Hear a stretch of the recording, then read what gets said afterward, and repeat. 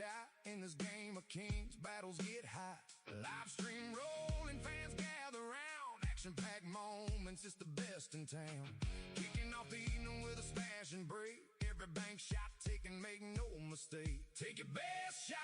The pressure's on in the heat of the moment. Hey guys, welcome to the stream. This is Arriagada coming to you live from ANAVETS 283 here at 3584 Portage Avenue. We're here in Winnipeg, Manitoba, and we're here today for the 2026 Vimy Ridge Classic. It is an English billiards. We're on a second day. We're in the group stage qualification sessions. And yeah, we have lots of good action coming your way. We already got a match on the way right now, so let's get to it. All right, so this is your showdown. It's a matchup between DHRUV SITWALA and KENDALL, and we're going to update the scores here. The time's already running. They've been playing for about 8 minutes, so we're 8 minutes behind on my clock right now. But I wanted to make sure that we have a clock there that you guys can see. Let's see.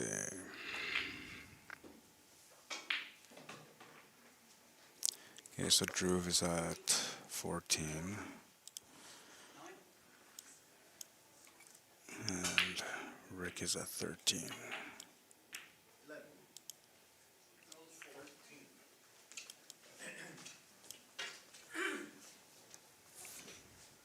All right.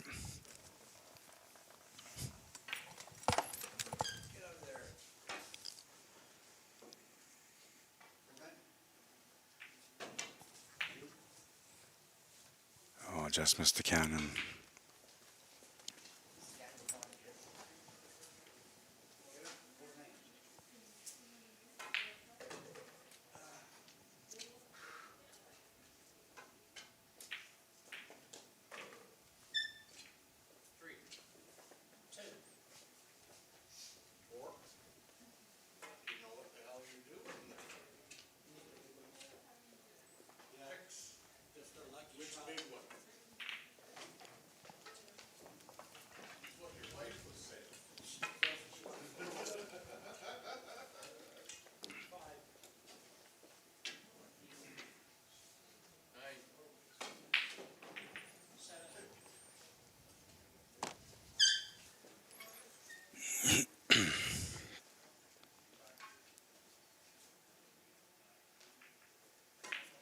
So he does have the in off here off the red. He can also pot the red.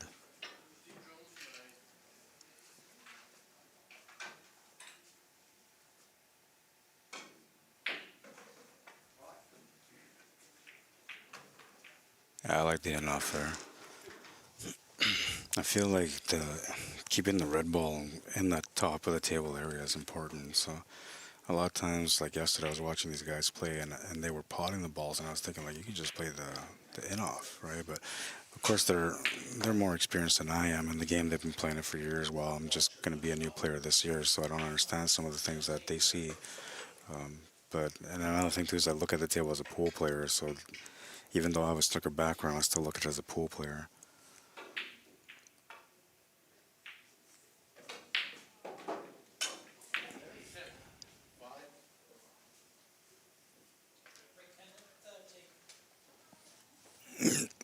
So Rick got another 13 points, puts him at 26.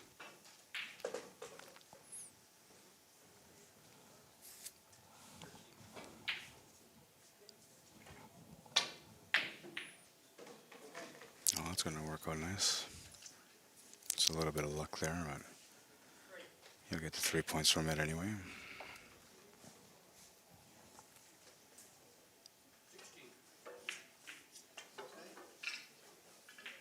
Very nice. Takes a special touch for that.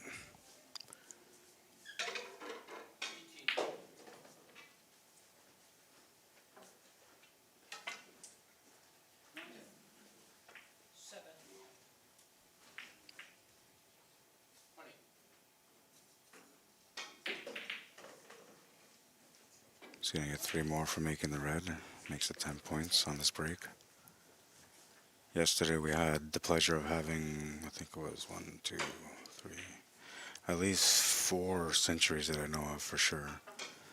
And we had 2 players reach almost a 300 mark. Both players, of course, are Peter Gilchrist, number 2 in the world, and Robert Hall, who is number 3 in the world. Rob was on his way to a 300. He ended up coming up short at 279, and I believe Peter had 289, but it might have been the same number actually. I have to go back and watch the tape.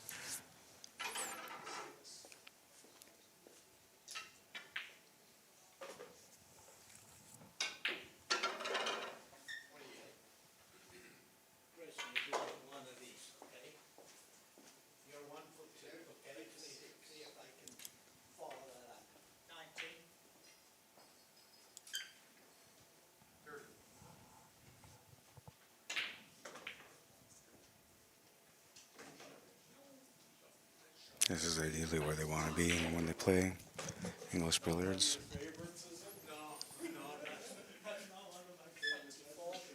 Yeah, you're supposed to do like a cannon, then pot the red, then a cannon, then pot the red. He's going to get an extra cannon out of that. Now he'll pot the red.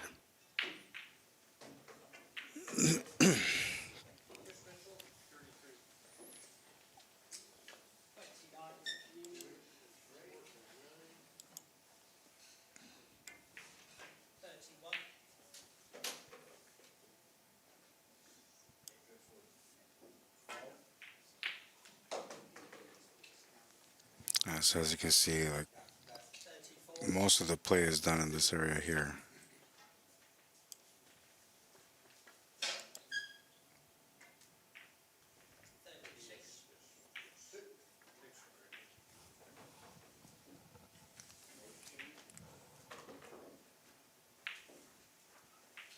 There is some up and downs. You do have to go up table, down table every now and then.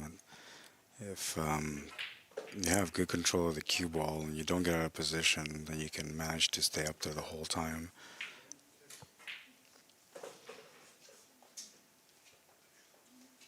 They do have a 15 hazard rule, so I think at 10 hazards they get warned. And at 15, if they still have a hazard, then I believe it's just an automatic foul.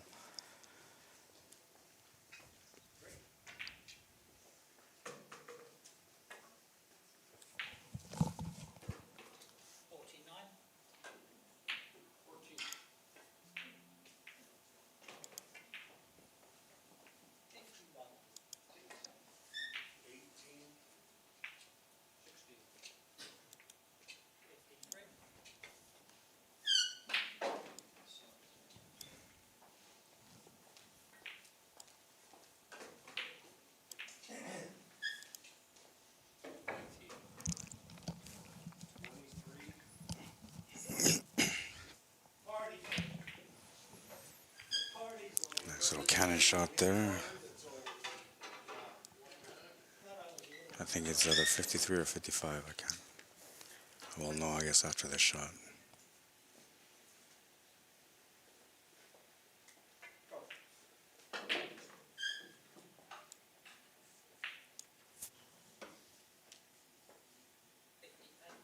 Yeah, he's a 58.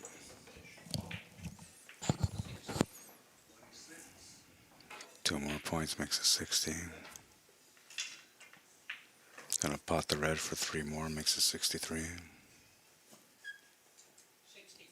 The camera's trying to figure out who to focus on DHRUV or the ref. That's why it keeps going in and out. And then, of course, it's trying to focus on the table, too. 3 more points for potting the red, makes it 66. And now he's got to pot it, and it goes down to the middle, or he's got to play a cannon to reset it. So he's going to play the cannon to reset it. 2 more points, makes it 68. He's got opportunity to pot or to go in off the red here. He's going to pot it. Nice little touch. Puts it at 71.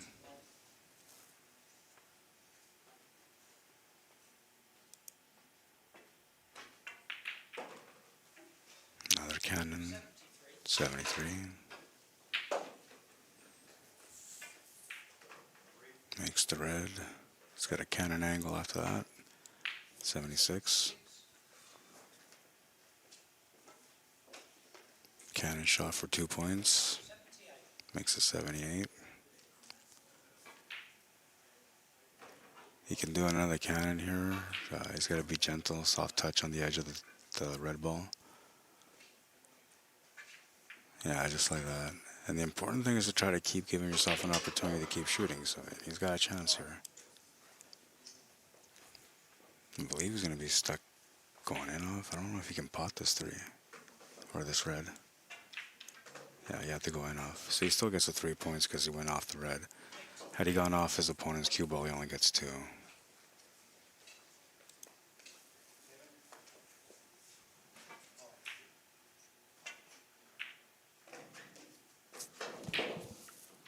Makes the red for 3 more points. 86. He's got the cannon now. 2 more. Ooh, just barely touched it. But that's the trick. You're supposed to barely touch it and just give yourself enough room to make that red. 91. 9 points away from the first century of the day on the first stream of the day.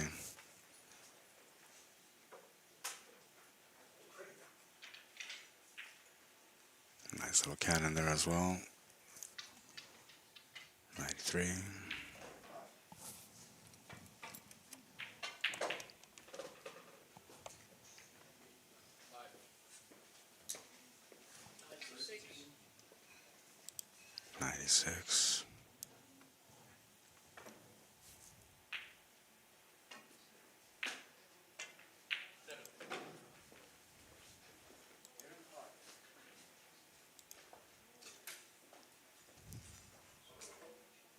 Computer's acting up today. The internet's a little funny.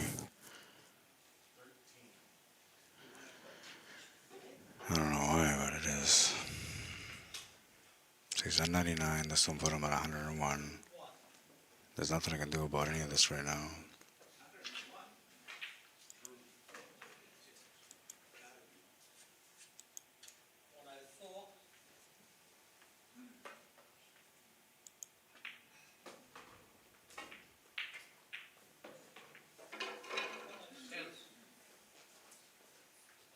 Sorry guys, the computer's acting up. I'm kind of frozen.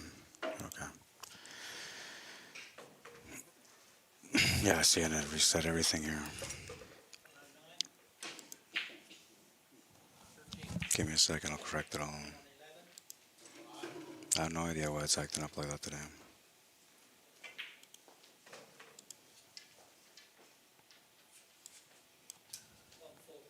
$114, that's what he's at.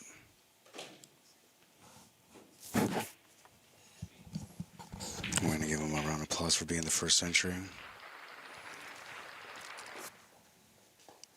117.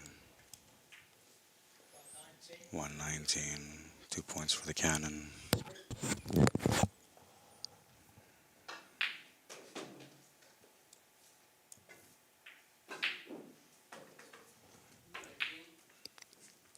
Three points for pot in the red, 122. He's got the cannon available here.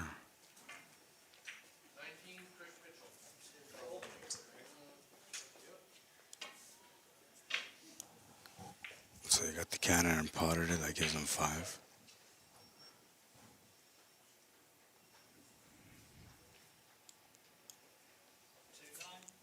Two points for the cannon, 129. Touching ball, so because they're touching, they have to reset the table. Whenever the cue ball freezes up to a ball and can't see a path, it's an automatic respot.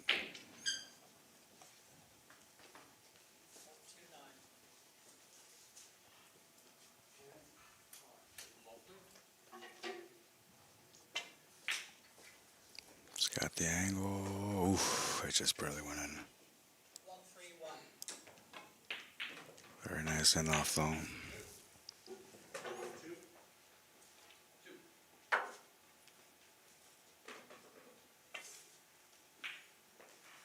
Another nice little drop cannon. 133, 2 points for the cannon.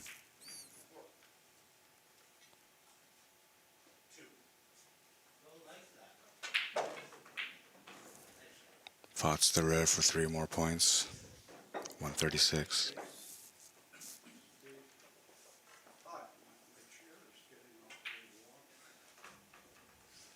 Three more for potting the red makes it 139.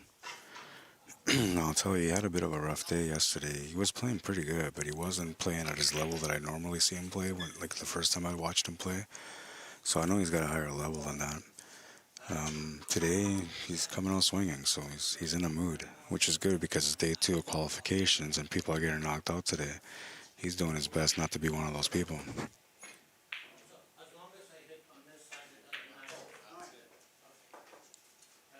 Three more for potting the red, 144.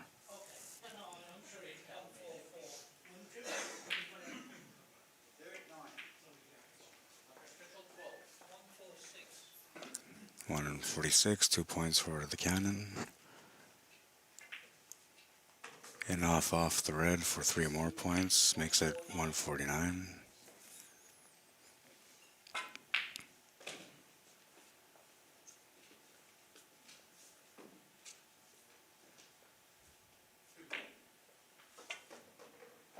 Drop cannon, perfect, 151.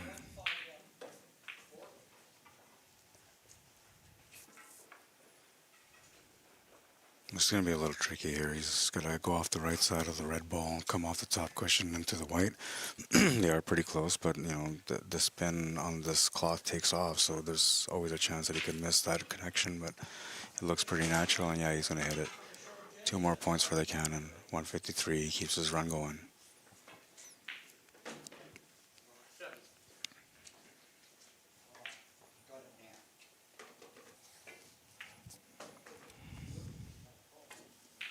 Pots the red, 156.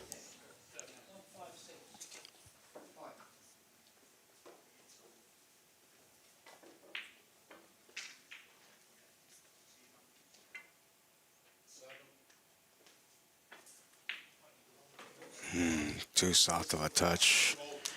156 will be how he ends that run there, but not bad. Nice start for him.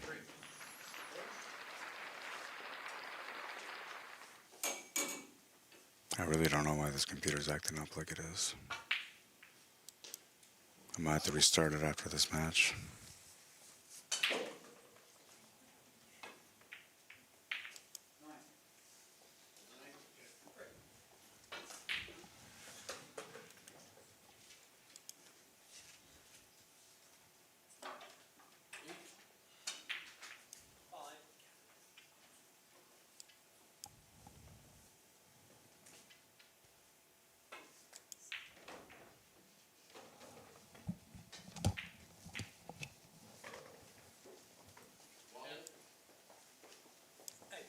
Three points for going off the red.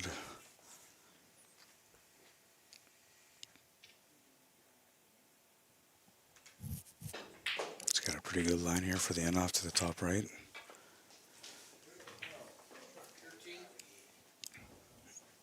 Three more points makes it 11.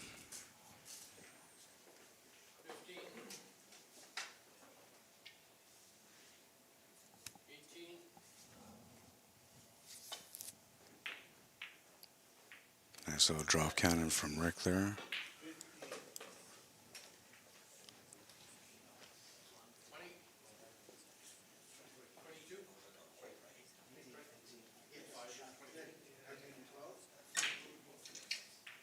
Nice one. And he potted it very nice.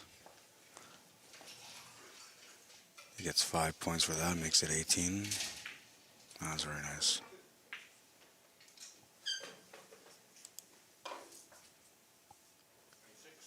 Very, very nice.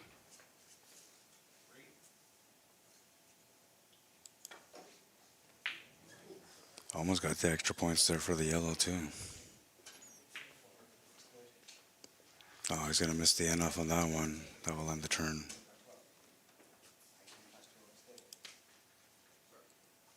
Oh, I got to update the scores too. Alright, so DHRUV is at 190. And Rick KENDALL is at 44.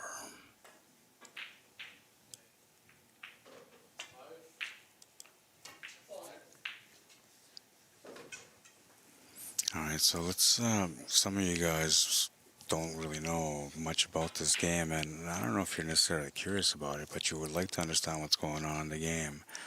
So let's go through that right now. Alright, so this is the point system. This is how you score the points in this game. One of them is going off the red, what they call an in-off or a losing hazard. You go off the red and scratch the cue ball in the pocket. That's considered an in-off. You get 3 points because you're going off the red. If you were to go off the yellow, you only get 2 points, but it's still, it's still a good shot. It's called a losing hazard as well, but in off the yellow is 2 points. One of the things that we see a lot here is the drop cannons and small cannons and nursery cannons. A cannon is when the cue ball goes off your opponent's ball and then it hits the red, or if it goes off the red ball and then it hits your opponent's ball, you get 2 points for that. If you were to pot the red, which you see people doing a lot in this game, the red gives you 3 points. When you pot the red, if you pot it once, it's spotted on its spot twice.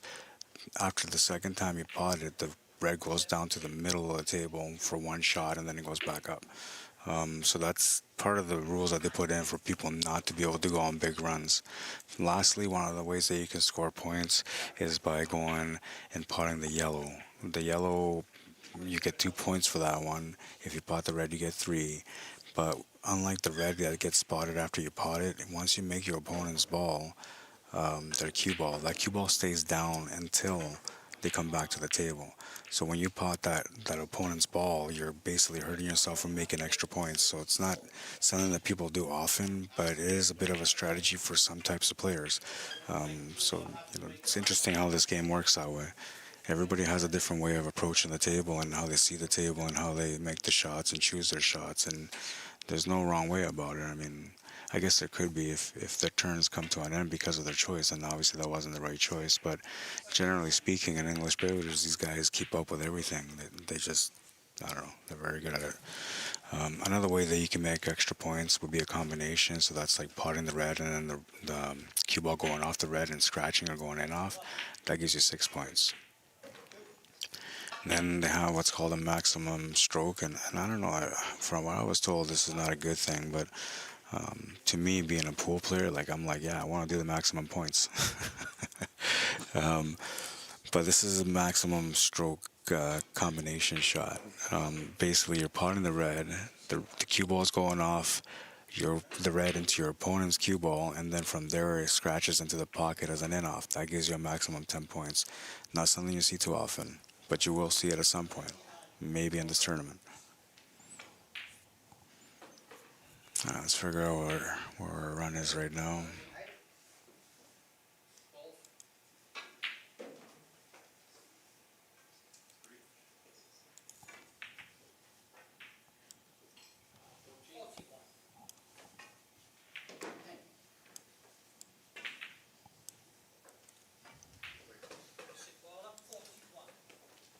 Yeah, 41 there.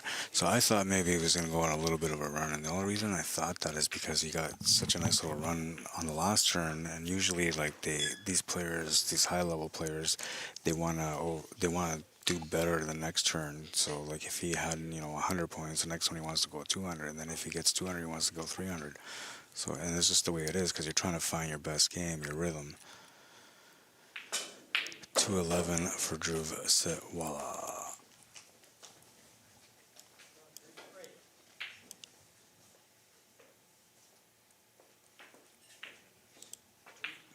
Take a look at that shot.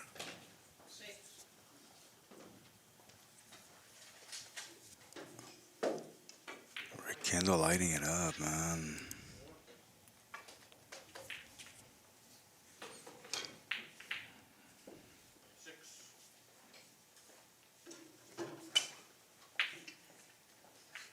Nice little cannon shot.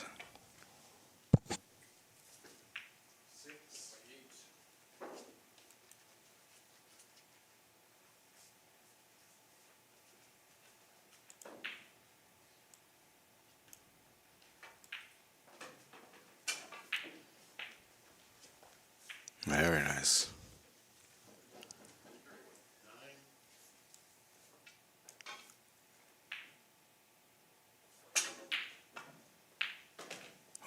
Another one. Oh, he's gonna make it too. He didn't really want to putt that ball. That might end his turn here.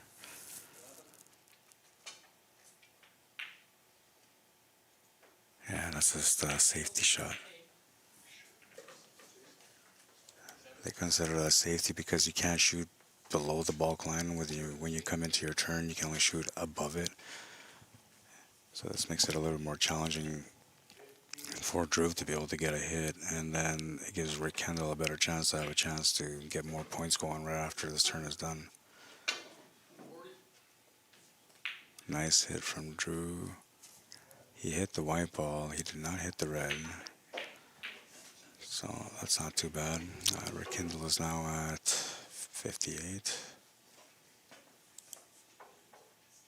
I have to go get a water real quick, so I'm going to do that in a second here.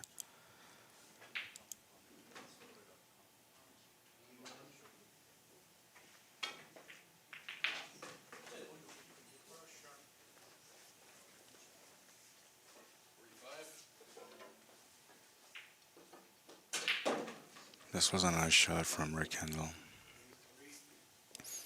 Didn't really want to make the yellow though, but he hit it so clean, like boom, right to the pocket. Didn't even touch the rail.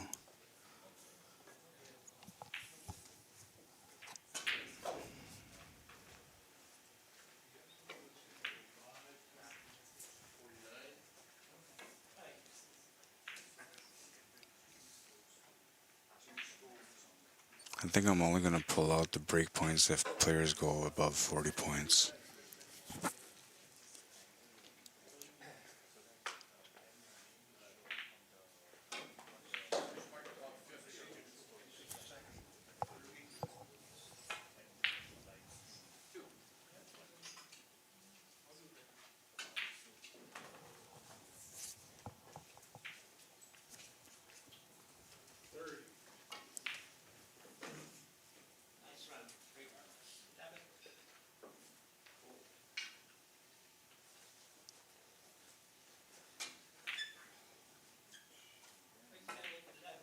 Missed the red, 11 points on that one, makes it 69.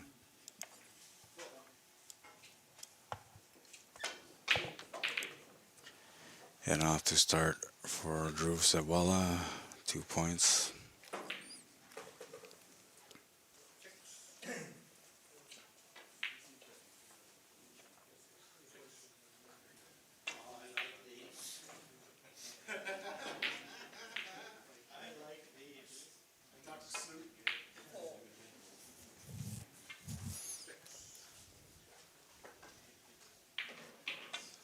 Another in off, 2 more points, makes it 6.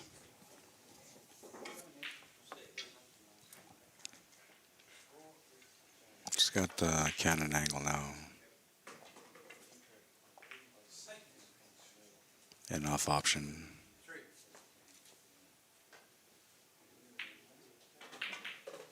He'll take that option. Makes it 10 points.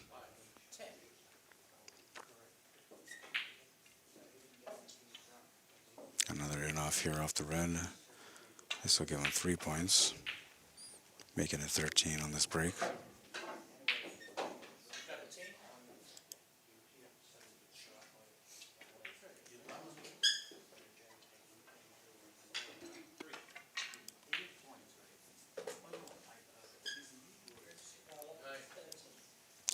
Points for DHRUV. So he had a really nice start, but seems to be falling out of mentality right now. Usually when a player has a rough time at the table, and one turn doesn't affect you, but 2 turns it usually does. 224.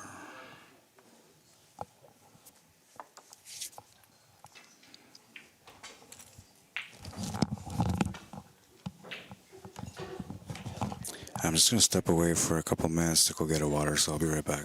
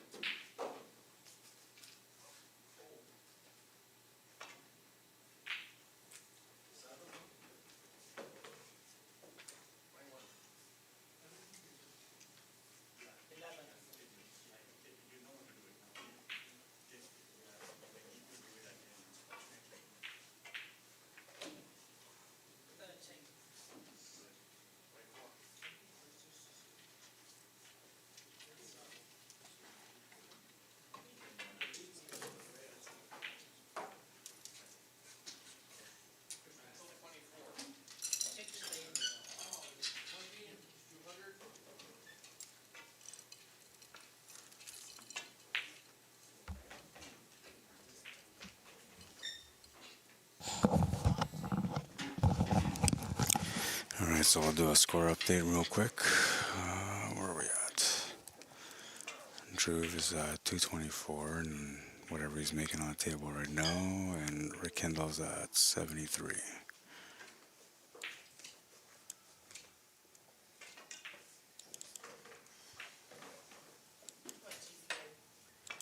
He's on a 23-point break at the moment.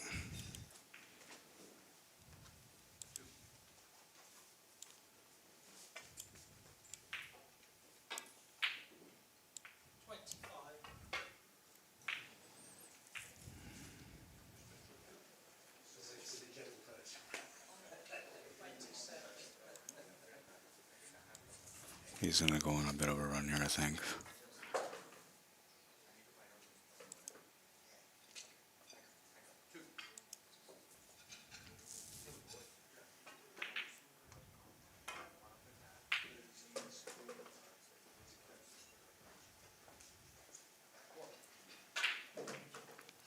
Nice little cannon combination. Drop the red and got the cannon.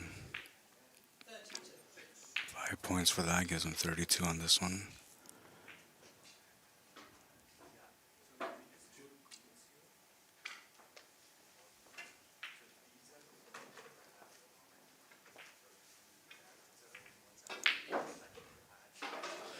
And for 3 more points makes it 35.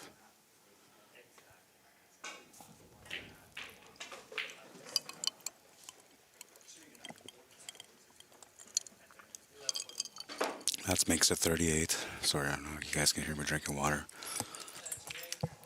I should have got a straw. And for 2 off the opponent's ball makes it 40.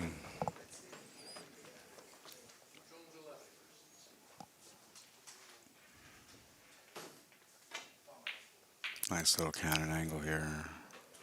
Hits it right on the mark, 42.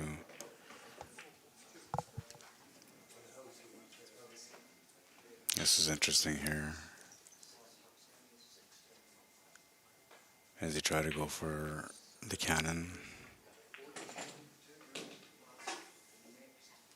Trying to do a bit of a long Jenny there, but he's going to come up short. 42. Yeah, he's having a bit of a rough start.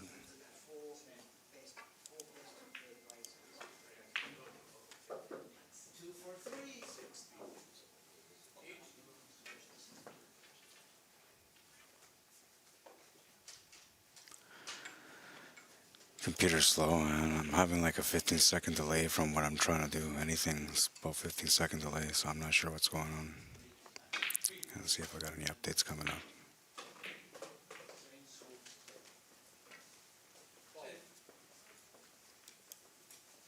Doesn't look like it.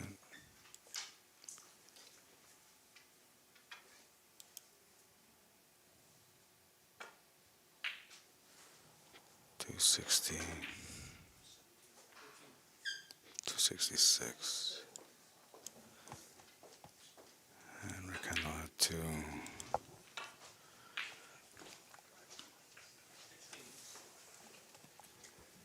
Oh, I forgot to put what group these guys are. Let's see.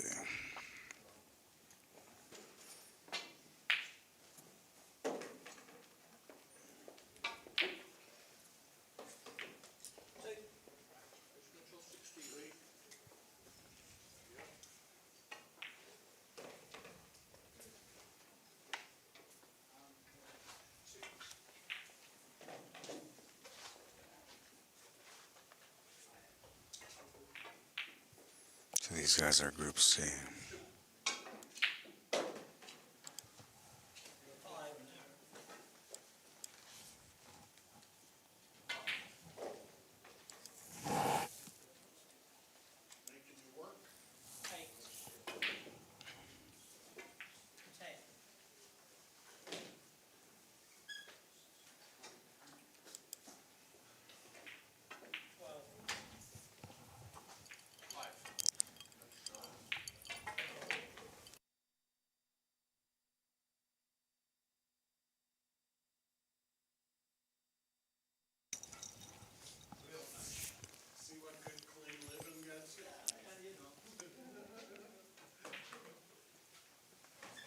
Pots the red for 3 more points.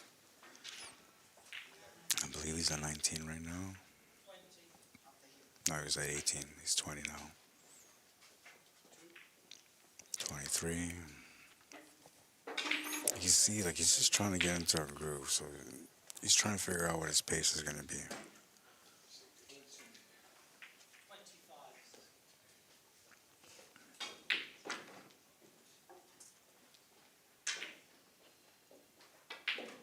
Miscued.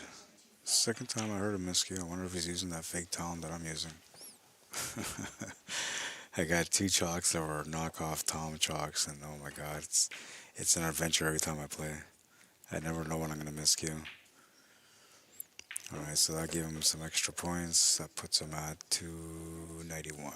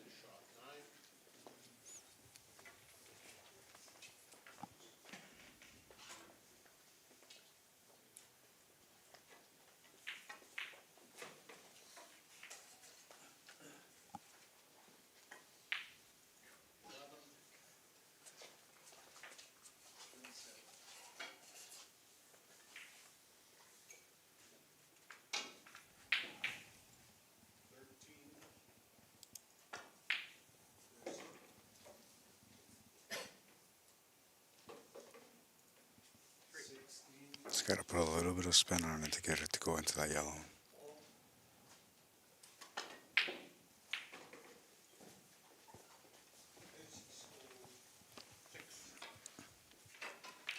I'm not 100% that he can actually go in off here on this red, but if anybody can do it, it's him. I know he's one of our best local players.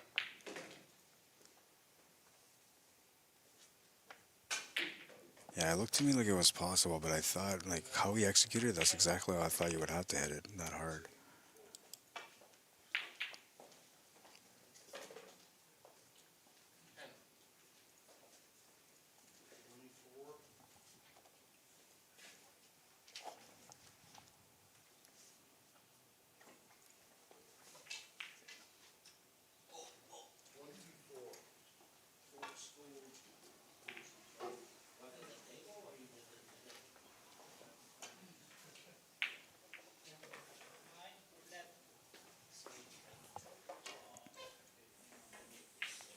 So he didn't want to pot that yellow, but he had no choice. Now he's got an in-off angle off this red.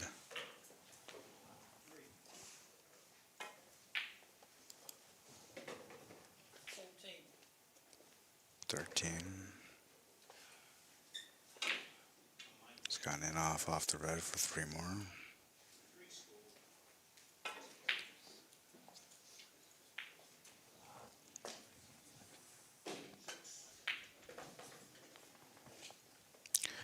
So it's not that you can't build a lot of points with just the red, but it makes it a little bit harder. Yes, you're getting the maximum points every single shot that you're making, as far as hitting one ball and making points goes.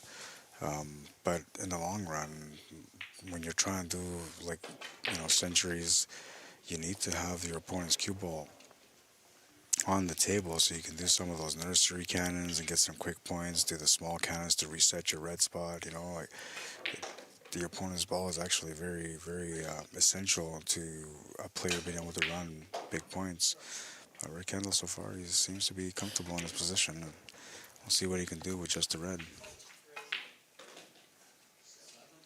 A lot of it is about making sure that he gets that red back into a spot where he can play off the red and into the pocket.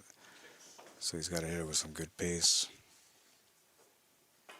Oh, I just missed it, but watch out for that red. It's going to the corner.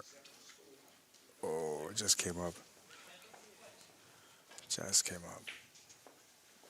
So DHRUV gets back to the table.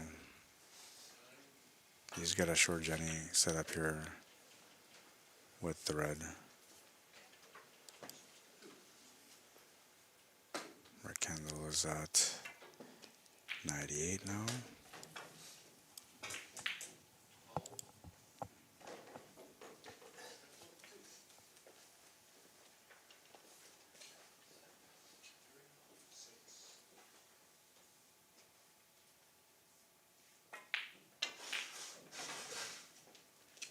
Power in the red for 3 more.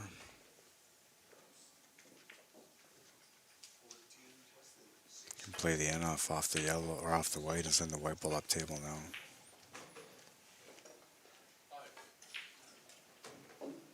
Can't shoot the white here, he has to shoot the red, so this makes it a little bit more challenging. He would have had a drop cannon had the white ball gone past the balk line. He's going for a straight tangent line. Oh, what a beautiful shot.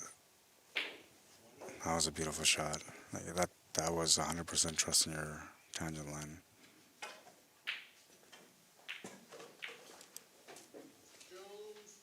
This was pretty. So pretty. Because the ball's in the middle of the table, so it makes it a lot harder to hit. But he hit it right in the heart. Amazing shot from DHRUV SITWALA to keep his run going on this one. Or to keep his break going, I should say.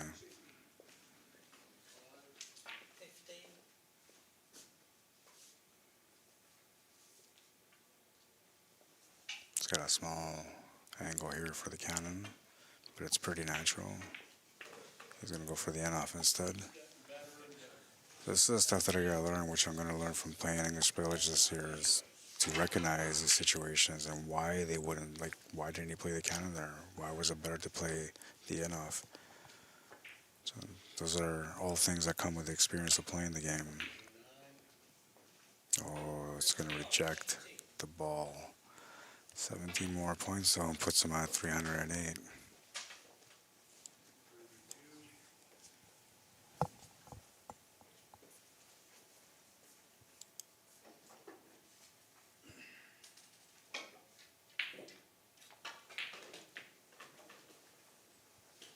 And off for 2.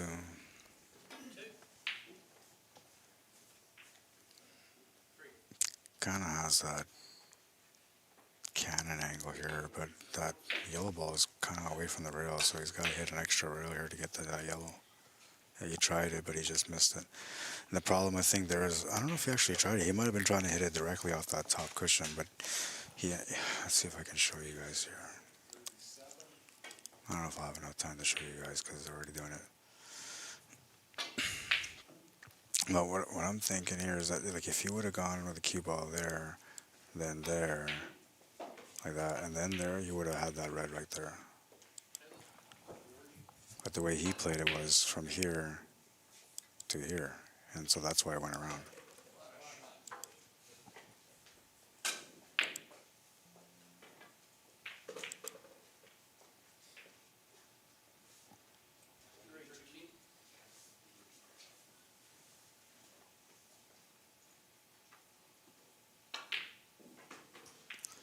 Right, Kendall's at 100.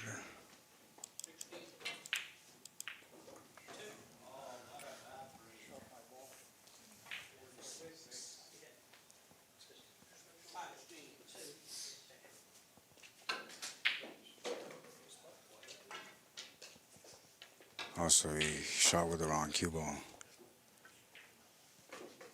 So that's a foul, so Rick will get 2 points for that.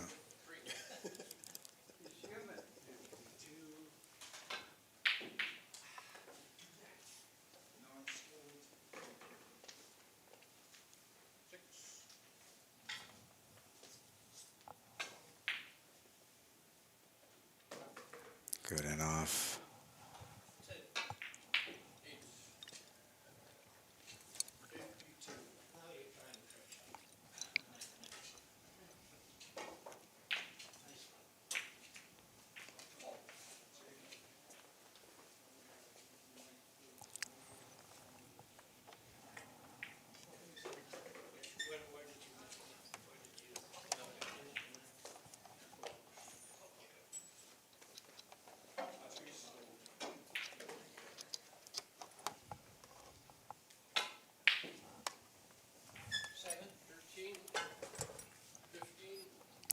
a humming sound back there. I'm not sure what, but I corrected it.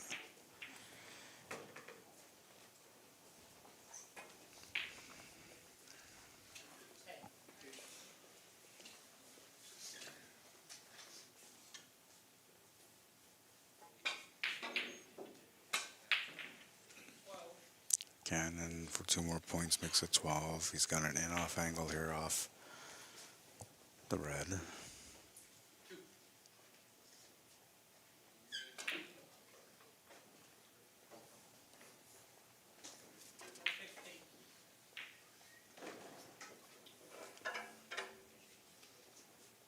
He's got an in-off here off the yellow to the side pocket.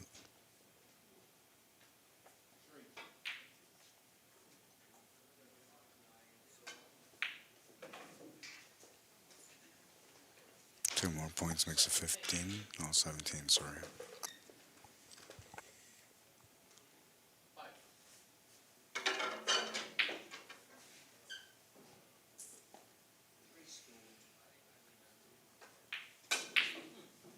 Oh, I just missed it. Trying for the cannon there. Very aggressive, but he'll come up short.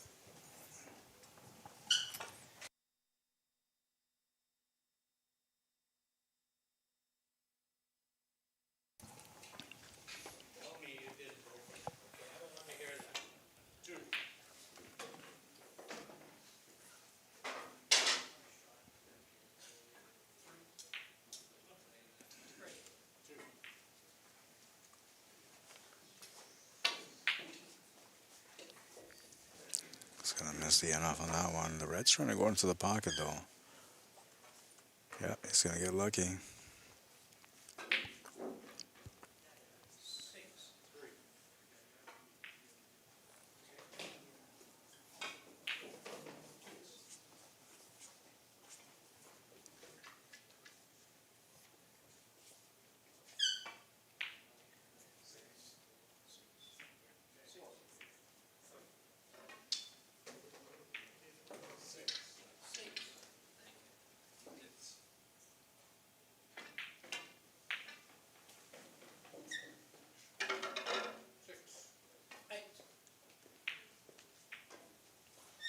Just gotta drop cannon angle here. Short drop though. Oh, he's gonna miss it. Two ways you can hit that directly or off the top cushion and back down, but he missed it.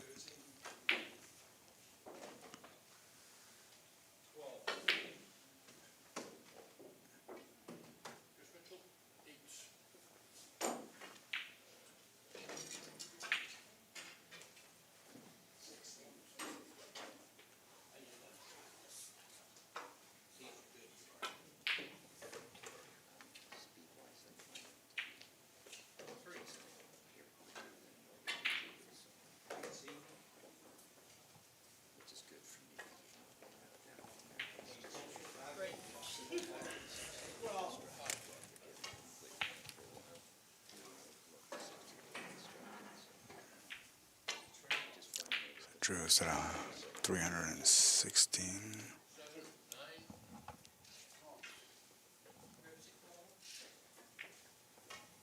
And he's going to get 34 more, which I believe puts him at 350.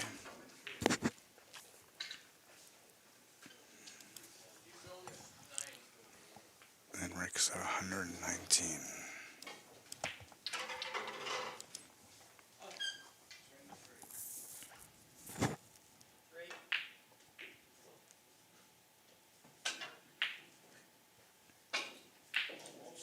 Gonna miss the end off there.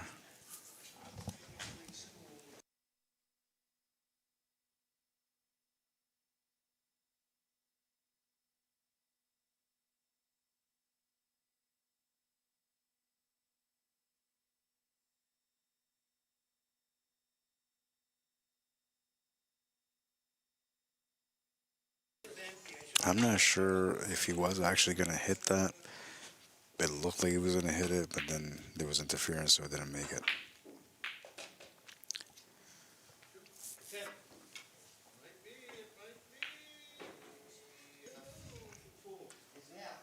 This is kind of one of those 3 real cannon shots, too. 2. Oh.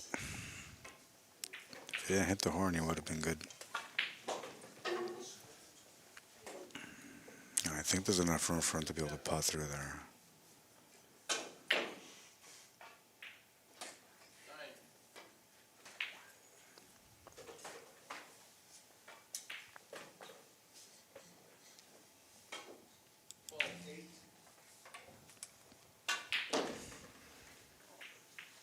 Got some good juice out of that. Drawing the cue ball right back into a good playing area.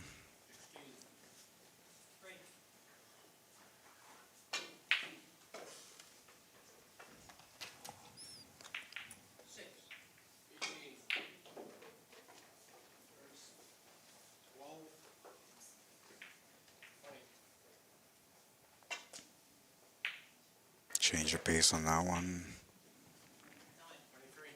Gets 3 more points for going off the red. Makes it 9 on this break. Time is up.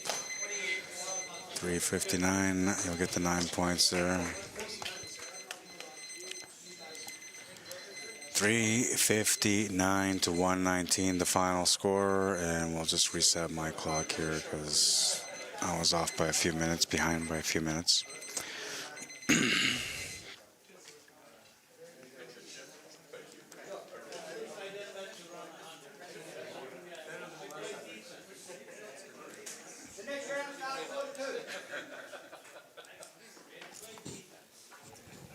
What did he say? Did he say the next round's not till noon?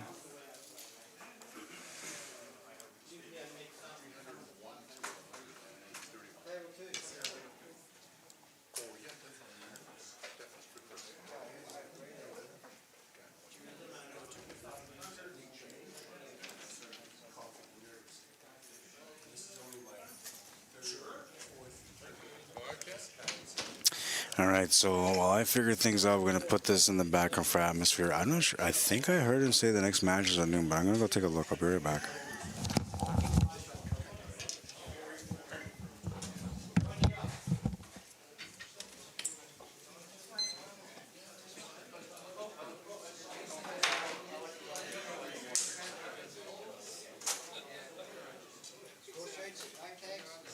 It's coming, man. Give me a second.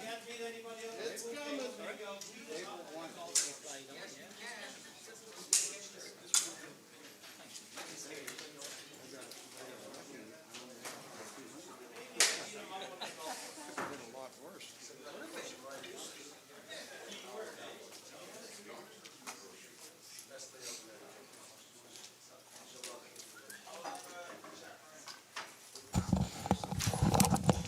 All right, so the next set of matches will start in about 15 minutes, and we're going to start setting it up right now. Gotta do it, gotta do it. Let's see. Got these programs here.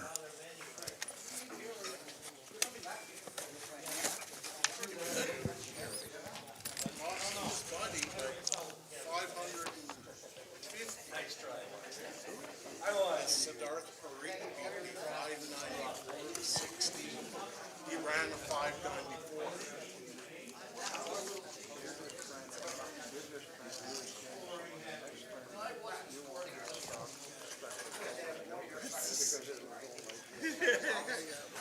Okay.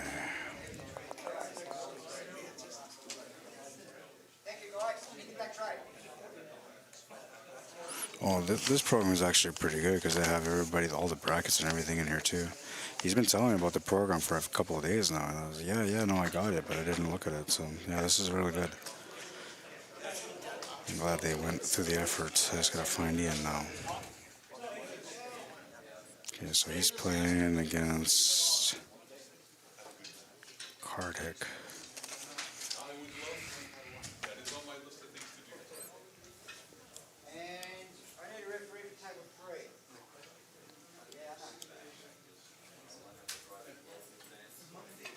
I'll bring this down for now.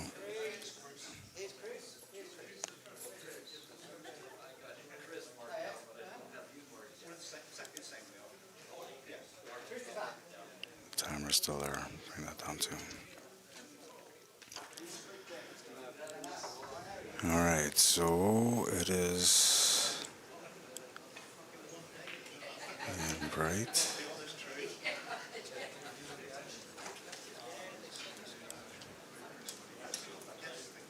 Karthik Ramaswamy.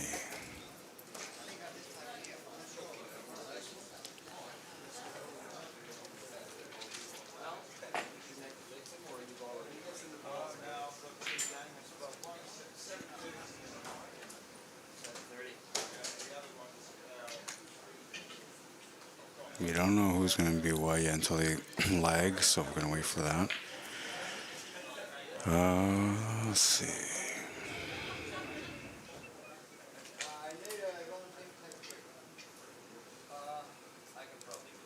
Okay, thank you.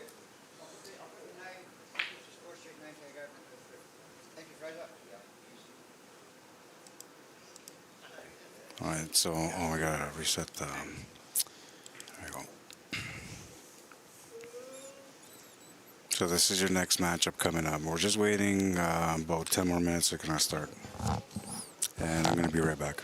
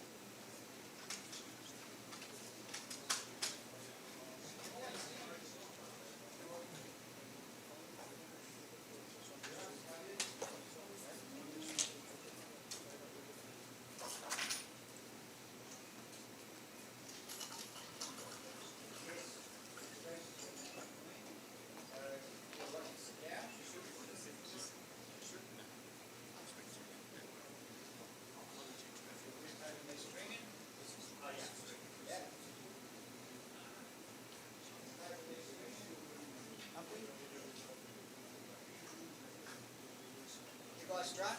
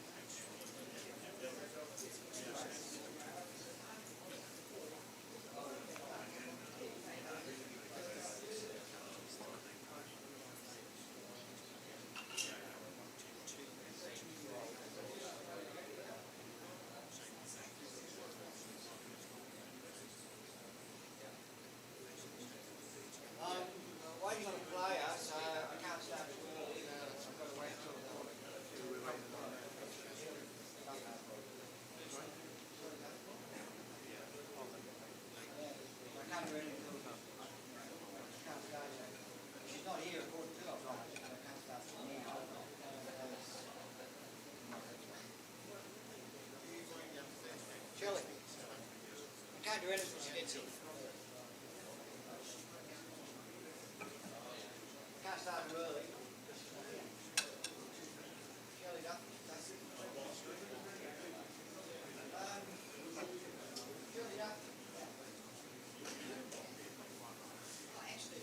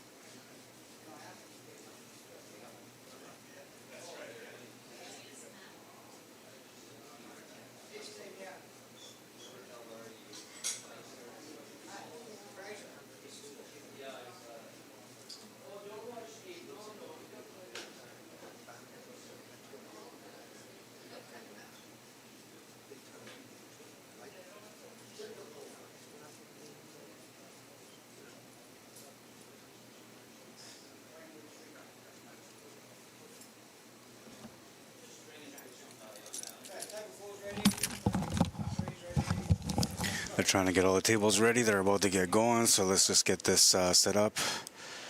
Back to the main table. When the clock starts, I'll start my clock, and then we're going to get going. So this is a showdown between Ian Bright, who is currently at the table, and Karthik Ramaswamy. Ian Bright is going to be the yellow cue ball. We'll get that set up here on the screen for you guys. And Karthik is the white cue ball.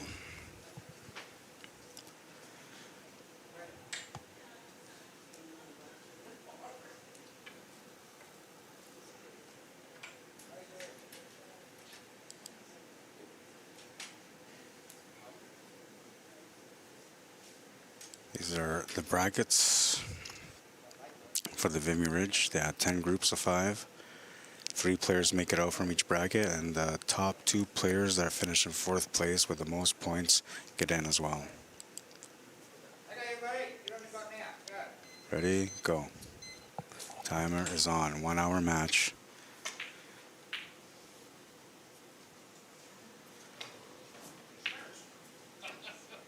These are the players that participate in the Vimy Ridge outside of the group bracket. All the rankings. Ian Bright. Small signal drop there. Ian Bright is ranked number 80. And Karthik, where is Karthik? Ramaswamy, 20. He's ranked at number 18.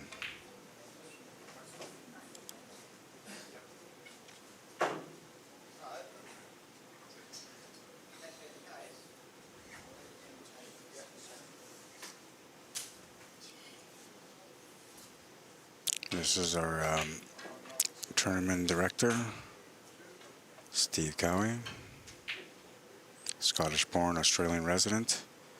He's refereed at IBSF World Championship in Bangalore in 2008, Oceania Championship in New Guinea 2009, and in Sydney in 2010. He's got a nice little record.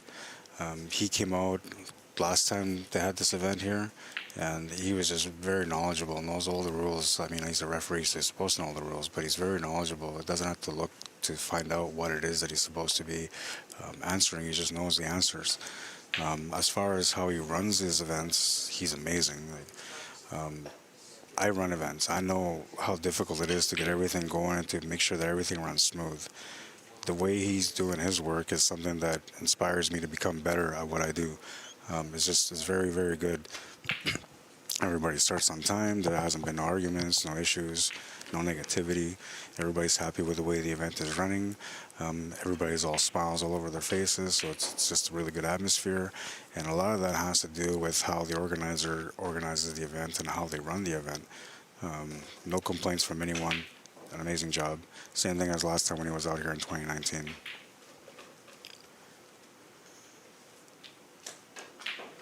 All right, so let's see what we're at on the score here. 6 points for Karthik on the board at the moment.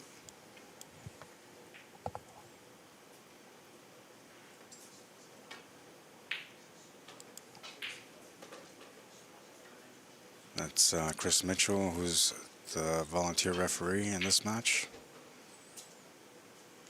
He wants to take a look at it to see if they're frozen or not frozen. I think if they're automatically frozen, it's a respot, but I'm not sure about if he has a shot on the red. Because if he has a shot on the red, I don't think it matters. In my mind, it doesn't matter, but in the rules, maybe it does. So, yeah, because he's a yellow ball, so I don't understand. Is it because of the question that he can play off of it, like a cannon shot? Oh, no, he didn't make the contact. That's the thing. Okay, I got it. Now I understand what's going on. I thought they were getting Karthik up there to see if the balls were touching or not, if they were frozen, but they were asking him if he wanted to do a respot or not from there.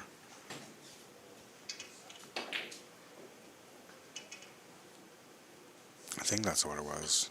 At least that's what it looks like.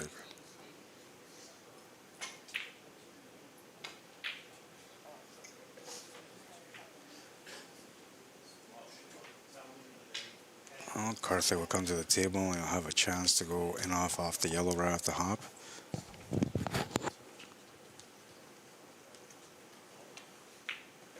I like that he put a little bit extra pace on there. Oh, look, the red's going in too. I like that he put the extra pace in there, you know, because it moves the yellow into a different spot and he can open up the opportunity to create more points.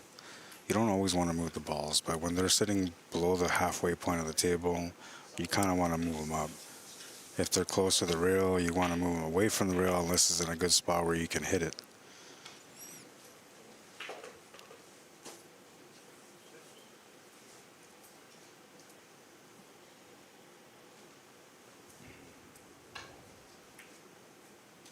Oh, and Ian's got 3 points.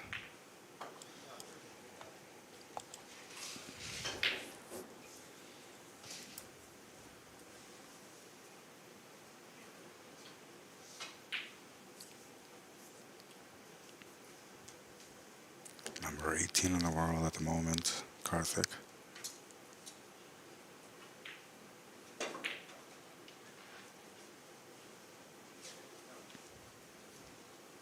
I was wondering if he was going to try to go for that because the line was kind of there, but the problem with it is that you have to jack up your cue quite a bit almost like you're going to masse the shot just to get the cue ball to come back in that angle he was trying to hit it with. And he's having a bit of a shaky start right now. You can see he hasn't settled in yet.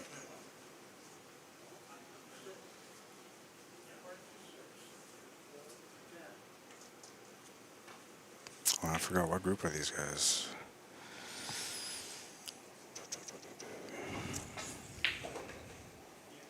They even have the schedule, everything's right here. Crazy. I didn't know any of this stuff till today. And I've had this, I had this for like the last 3 days now, 2 days now. Okay, so these guys are Group H.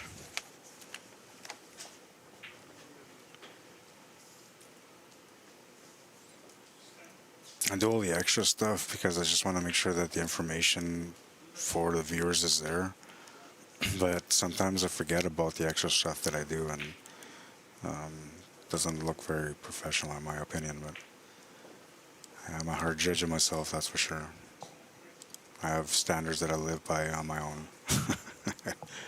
No matter what I do, I got a standard that I try to perform at or reach.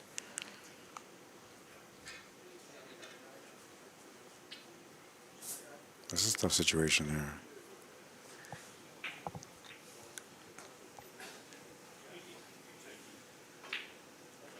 Two more points makes it 5 for Ian. Karthik is sitting at 18.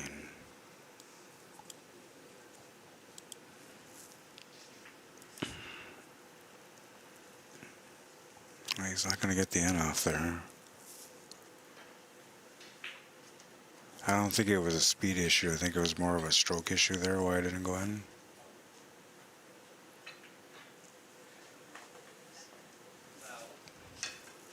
And off for 3. Can get the in off here off the white for 2 more. Now I wonder if he's going to go into the rail first or directly off of it. Directly off of it, okay. The only reason I thought maybe he might go off the rail first is because it could push that white closer to the red, but the line that he's got here is pretty natural for him to get that cannon. So that worked out pretty good. Didn't really want to pot that ball though. That means that now like he can get the maximum points every shot, 3 points at a shot, but he has to work way harder to get a high run. So yeah, he's just gonna turn that table over real quick. Not leave much for his opponent here. He can't shoot behind the line, behind the balk line. He can only shoot ahead of the balk line, and that ball looks like it's just above the balk line.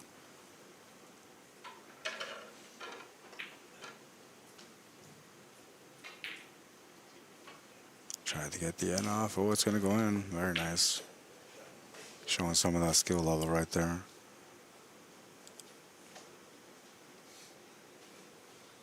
Pretty, man.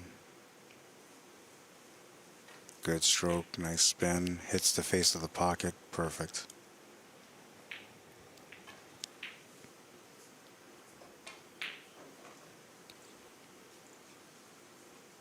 Three more points going up table here by making the red. And now he's sitting in a good position.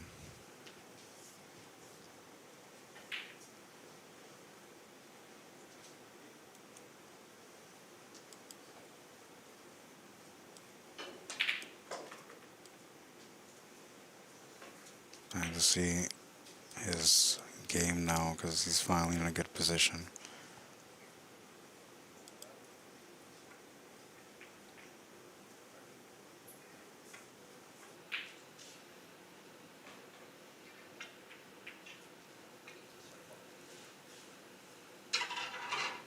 I believe he's at 21 now.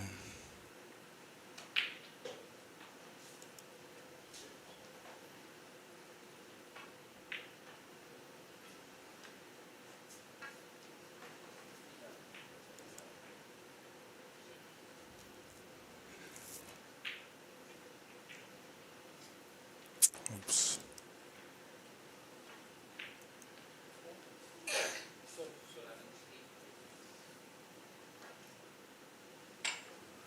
guy's acting up, man.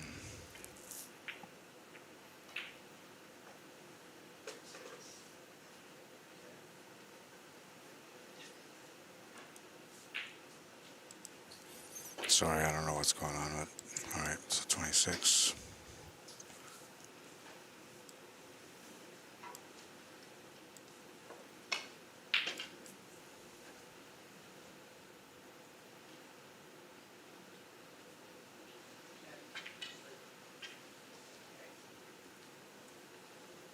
Nice little cannon.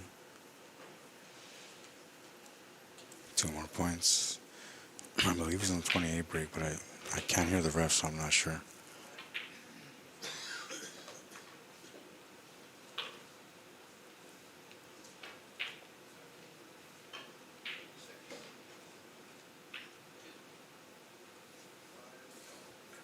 Yeah, I can't hear him.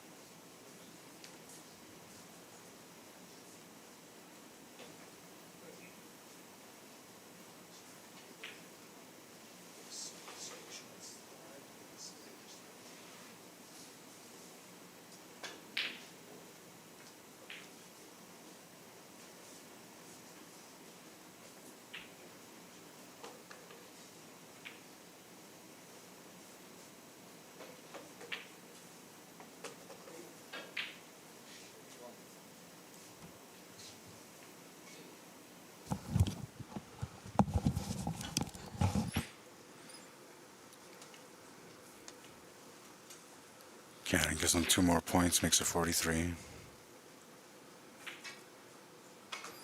And off the yellow, worth 2 points, 45.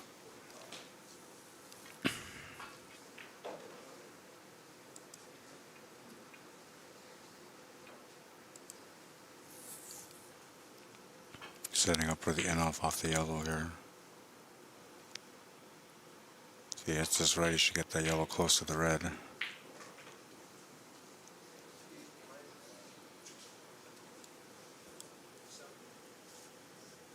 47. And having that yellow close to the red allows him to have a reset here. Nice little cannon shot. Gives him a chance to control the cue ball at the top of the table. He feels like it's not time yet, so he's going to go for an in and off the red here.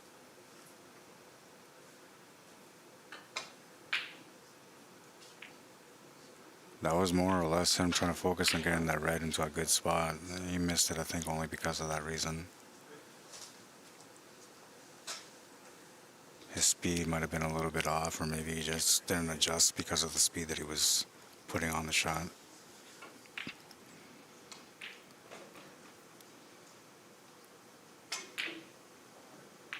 Good cannon for Ian, so let's update the scores here. 65 for Karthik.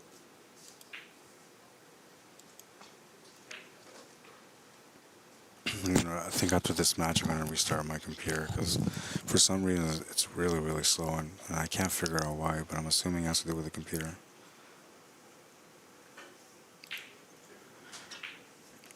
Alright, so what do you have again? 65.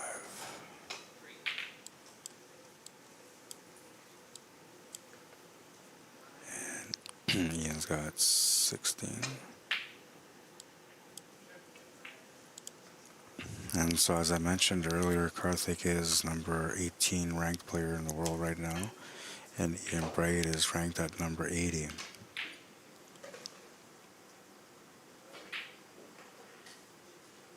These are 2 players that are likely going to run into each other's paths a lot more over the years. Being from that side of the world, they're likely to come across more events than they would if they were here.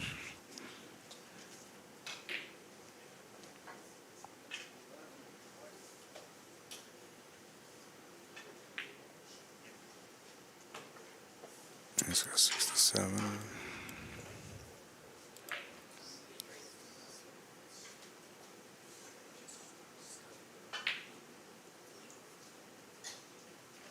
shooter's choice. I think the the red ball is probably the best option. But the yellow off the white is, I think it's there too. Oh, he needs a little bit of luck here. He might hit this white ball. Oh, he hit it. Did he hit it? No, he didn't hit it. He just came up short. It almost hit.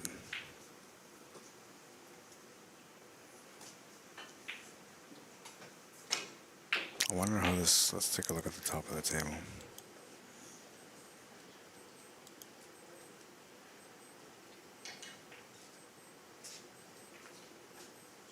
Wow, that was pretty.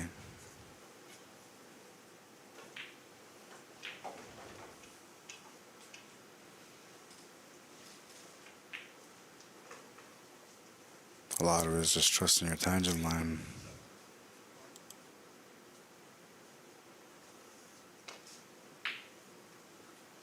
Perfect contact.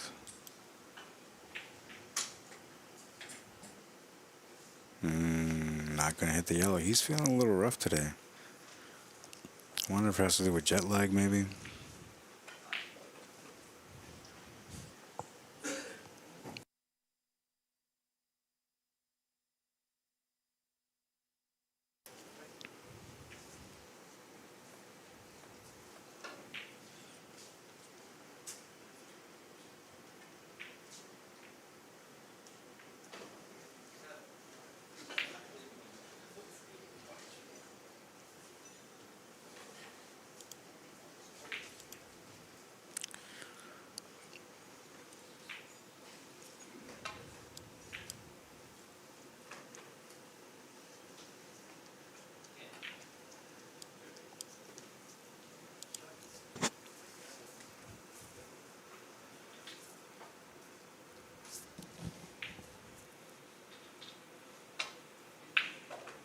Good in off there.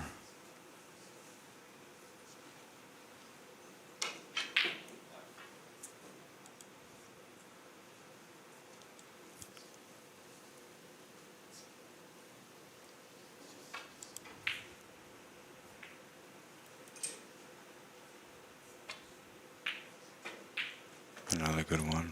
Makes it 8.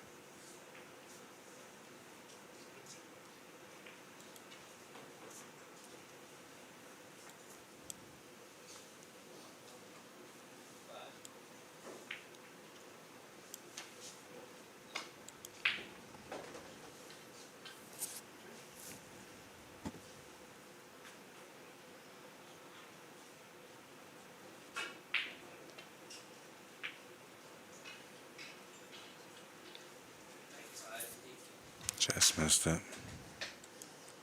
He will get extra 8 points though.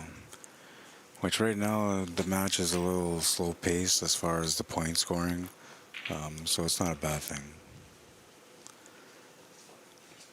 It'd be a different story if his opponent was swinging, you know, and making century breaks every turn, then this would be a problem for him. But right now, because they're both kind of still settling into the match, he's got opportunity to be able to settle in still.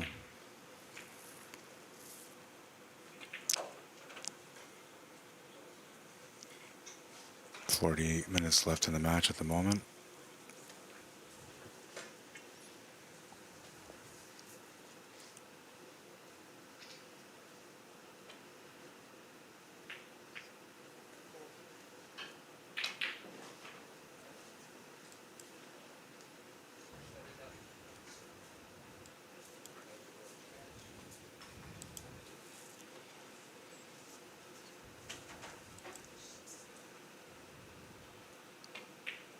And now for 2 more makes it 6.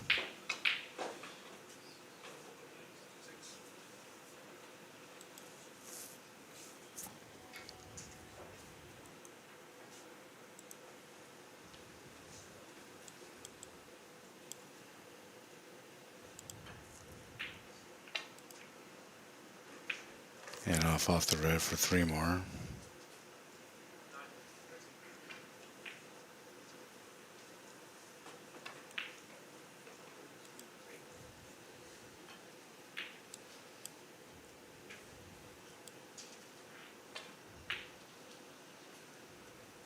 Another good one. 3 more points. Makes it 12.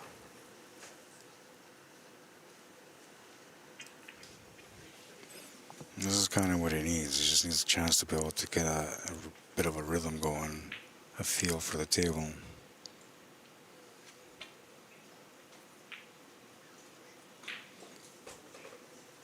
Good cannon there for 2 more. Makes it 14. Another thing too is you want to build up your confidence, right?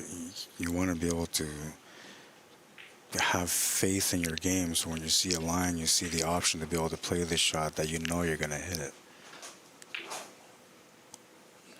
And that can only be developed by getting into a groove, by, get into the table and just playing some points, getting some paints going. Right now, if he got to, close to 100, that's a good thing for him.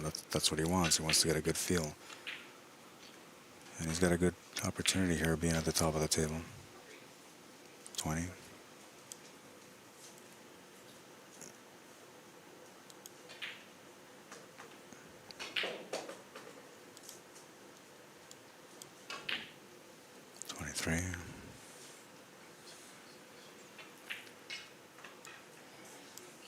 And off for 2 more, makes it 25.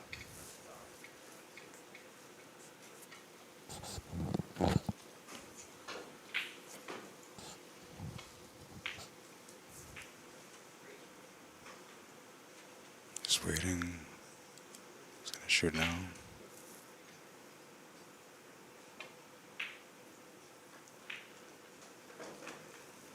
And off the red, 3 more, 28. I might have missed the point here. I think I just heard him say 30.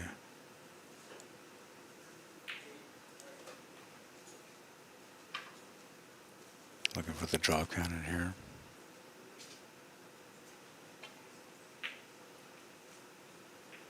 Good shot.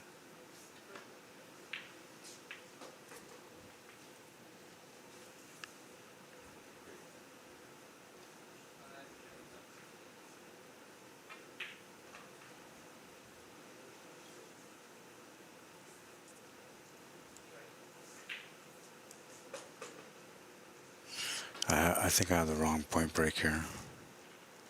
I'm going to keep it up until I hear him because I can't hear the ref.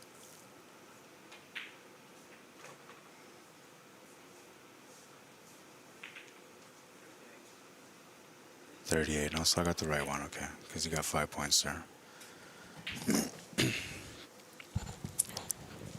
I'm going to be checking on the comments here after this match is done. I apologize that I haven't been interacting much with the viewers. I usually do interact a lot with the viewers, sometimes maybe too much. But with English billiards being such a fast-paced point system, that it makes it hard for me to keep track of what's going on all the time. So I don't do much else other than just do the operations and the commentary.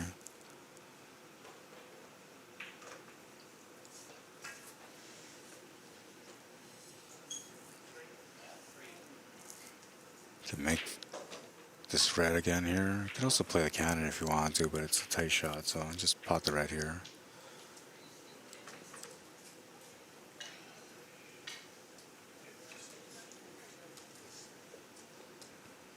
And now I have to reset so he doesn't have to worry about moving that red from where it is. 2 more points for the NF off the white, or sorry, off the yellow.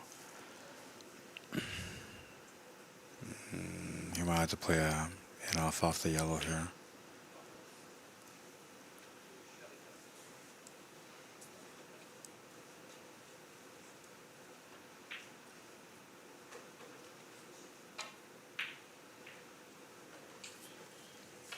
Yeah, see, so this run for him is really good. He's getting a chance to settle down now, to get into a groove, as I was saying earlier. You can see his shots are coming through with a little bit more confidence.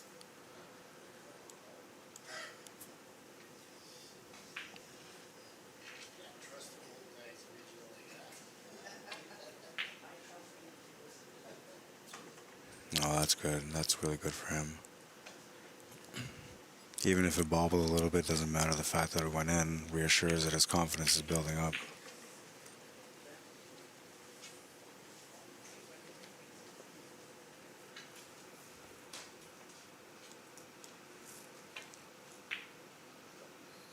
Oh, he's going to miss the drop cannon, though.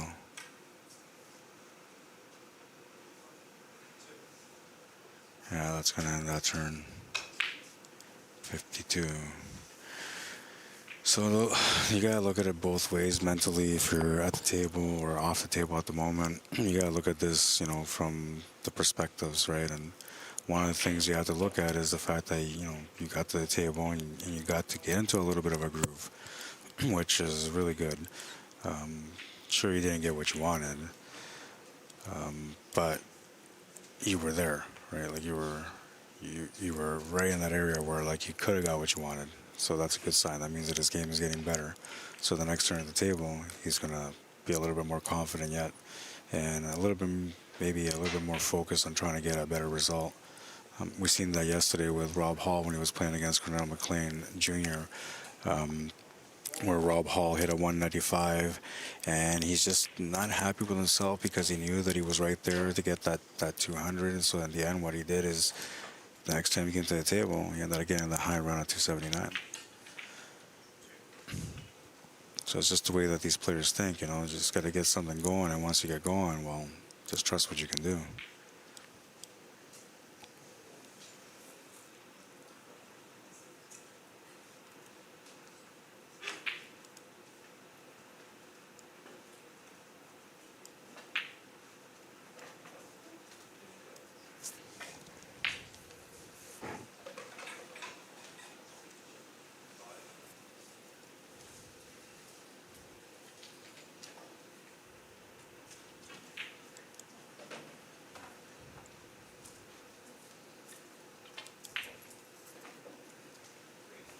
Two points for the enough.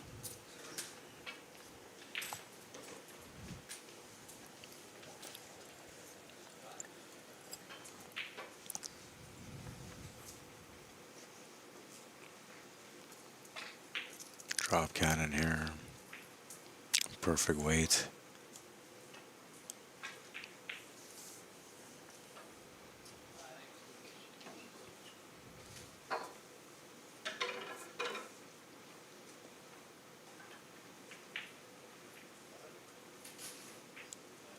Cannon, 2 points, 11.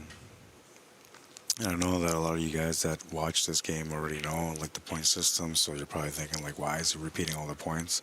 But this is for more or less for the North American players or the players from across that never played the game, and maybe they're curious about what's going on and how to understand it better. So I'm relating the points because of that. I believe he's at 14. Could be wrong, but.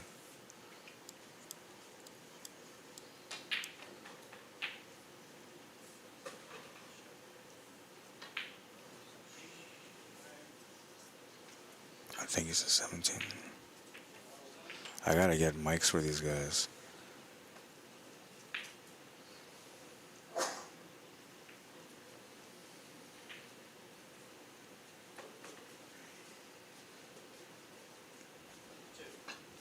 Okay, so I had it wrong.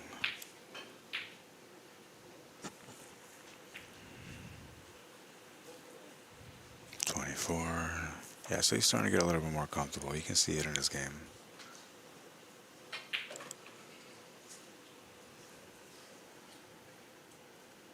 $27.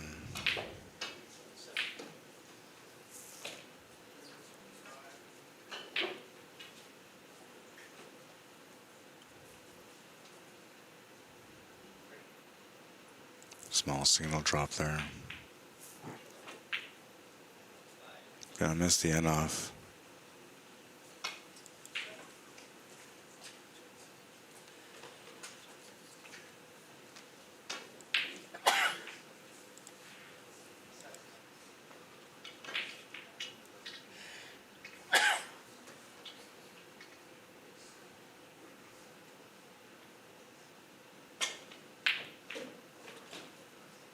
Super slow, crazy.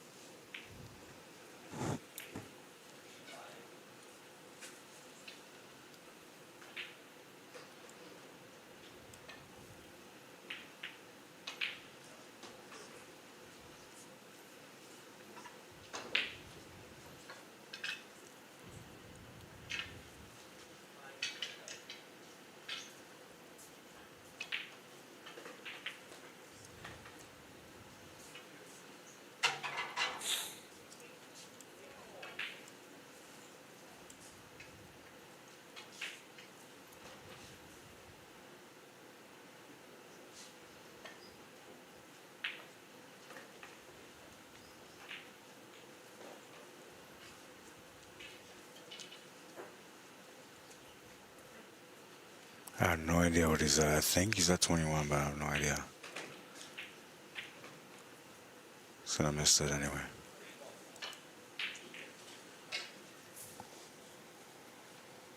So, yeah, you had 21.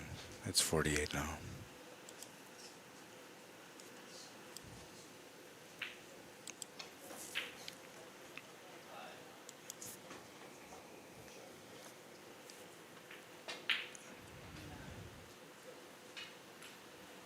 Now, technically, Karthik is supposed to win this match.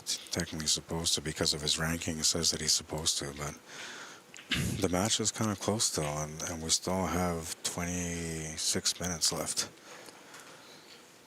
So there's plenty of time here for Ian to get back into a position where he can maybe win this match.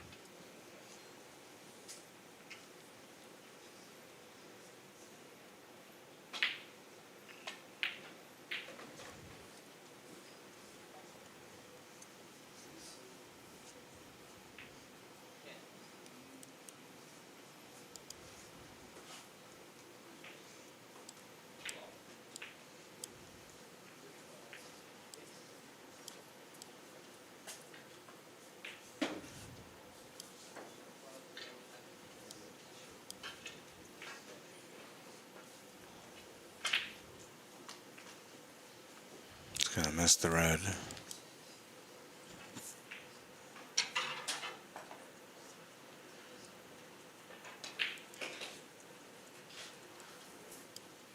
And so, like, the main thing for Ian here is just chip away. Like, every time you come to the table, try to make some points. So far, you know, he's been doing that.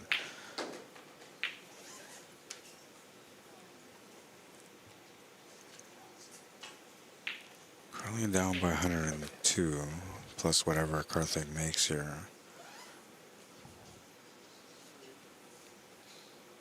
Basically just needs to get a couple of 30-point runs and not leave much for his opponent in between, and that can get him right back on par. Short Jenny on that one.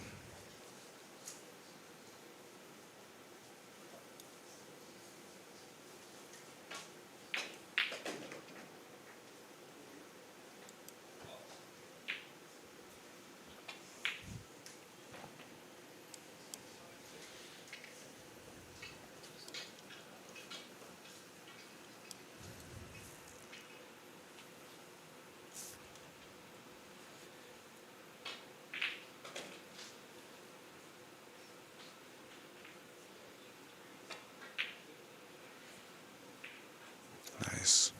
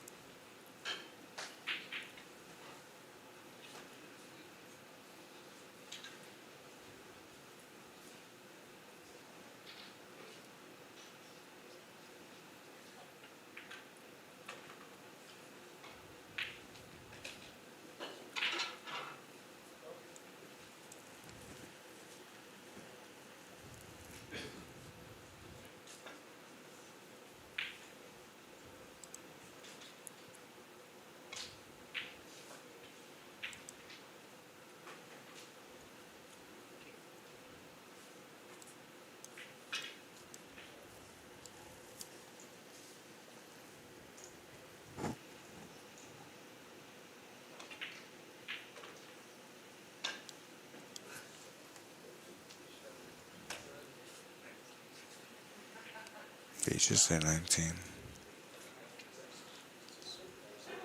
This has been one of the biggest challenges for me so far in this event, is the communication between the refs and myself, because I can't hear them most of the times.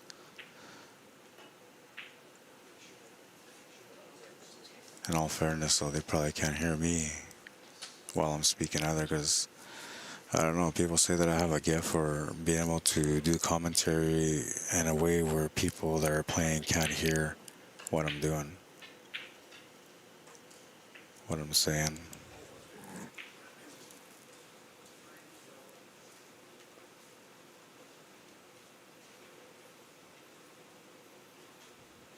Tough spot to be in here.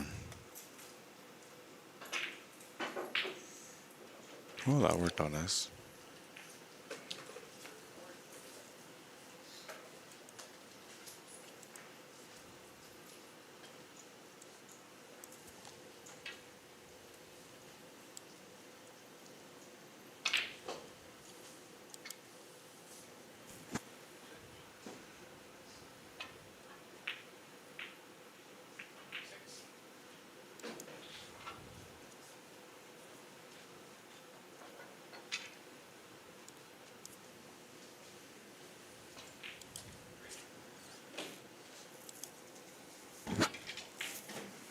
This was nice. He didn't have a lot of options here, but perfect.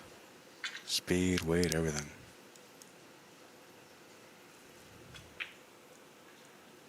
It's gonna miss the red on this one though.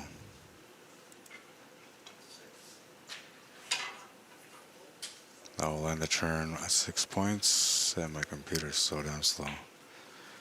I'm pretty sure it's just one of those weird things. Sometimes you start your laptop and it just doesn't work properly. And then you have to restart and everything's fine. So I think that's what I gotta do. Alright, so you got 6 more points there. Puts him at 62. And Karthik is at 174.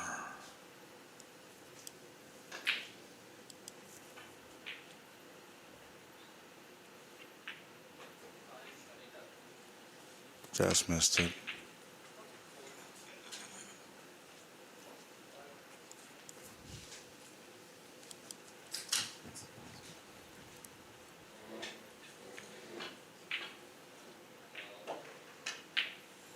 Gonna miss the enough.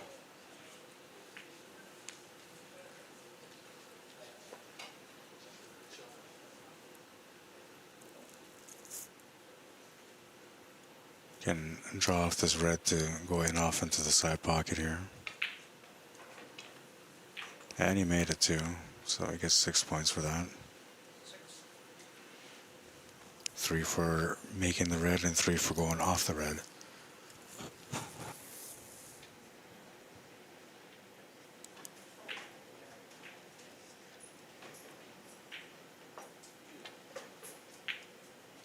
Drop cannon, this time he's going off the top cushion and he's going to hit it.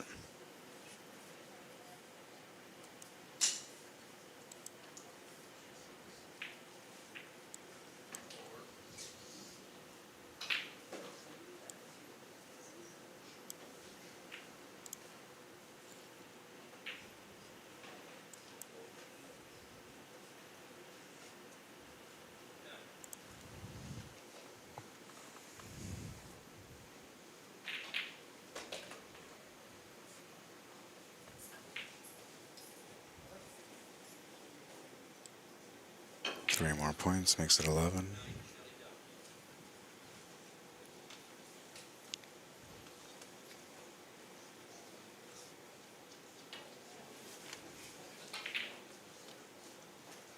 Oh, he missed it.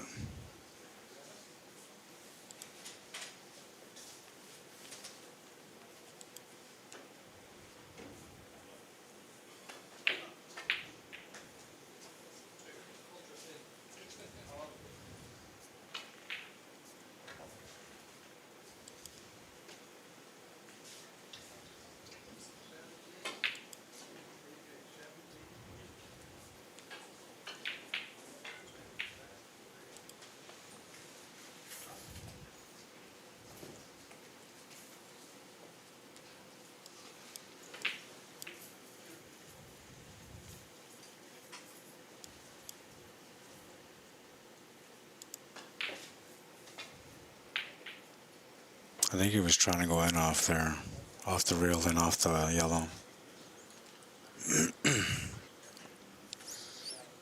Alright, so it could be an internet connection issue because I've lost my signal like 4 times today.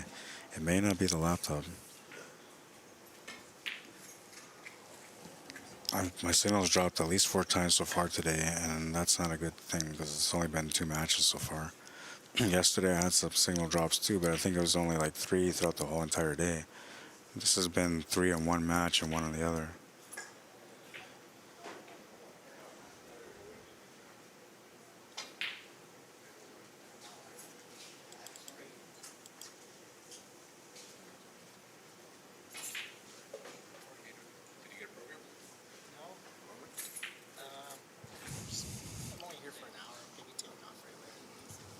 How you doing, man? I got a glass eye on this side, so I had no idea you were there. Yeah. Trying to keep up, man. It's tough because I don't play the game, right? So the scoring system is a little off, and yeah.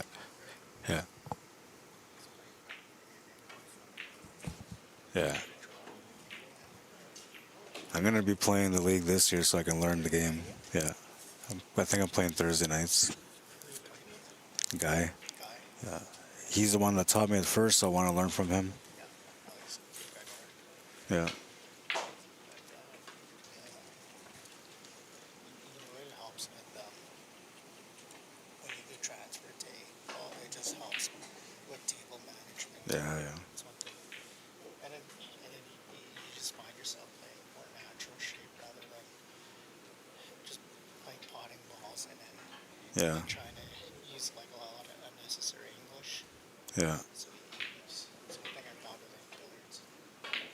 The main reason I'm playing is because this is the second time that I covered this event. The last time I covered this event, I never even knew what the game was at all, right? And I survived. This time, I know about the game, but it's been a few years since I've done it, so I'm trying to remember. So now, Because I listen to the commentary and like well, shots in 8-ball and 9-ball, I know what you're thinking when you're at the table. On English billiards, I have no idea what they're thinking, right? So, but if I become a player, I'll learn. So obviously, like most of the part you're bang on like when you're talking about Yeah. playing like top of the table. It's one of the things that all these guys emphasize. When you get especially when you're trying to play cannons, you're trying to get it's like put yourself in a situation.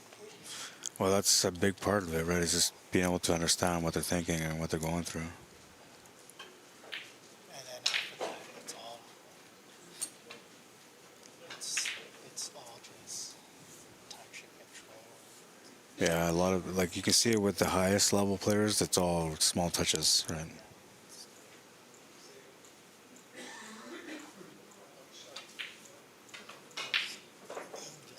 You'll see like all the other locals, they all play a certain way, Yeah. right? They don't have like the precise touch that a lot of these pros have. I think that's fascinating because, like, in pool, you can have like a starting player play and they will look like a good player if they just make the right shots. But here, like, it's different. And then the other thing here too is the styles. Like in pool, everybody kind of has a similar style in a sense. The only thing that changes is, like, like the grips and maybe the stances.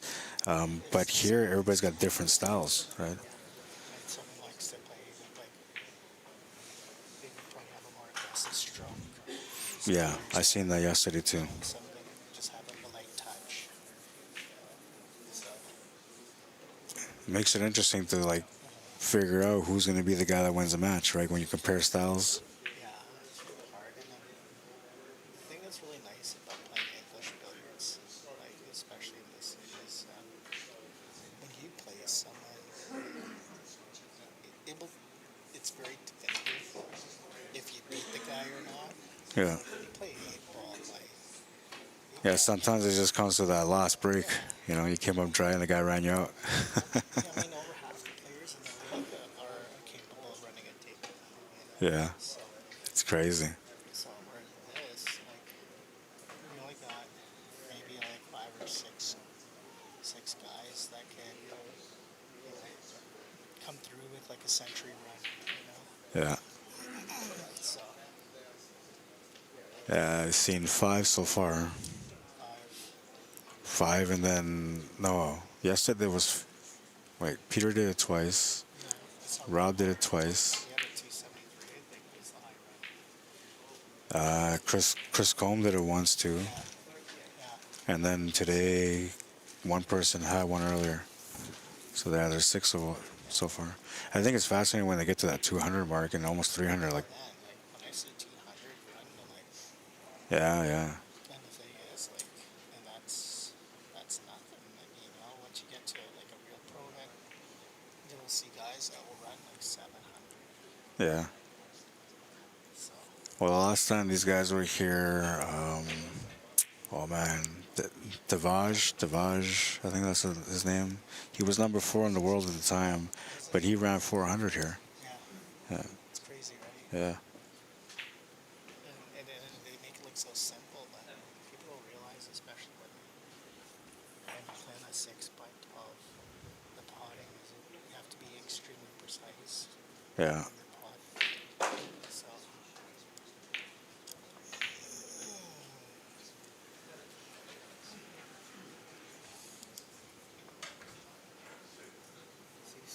I'm excited for my opportunity to play, man. But I think I'm gonna be like, I think I'm gonna be a bit of a slasher.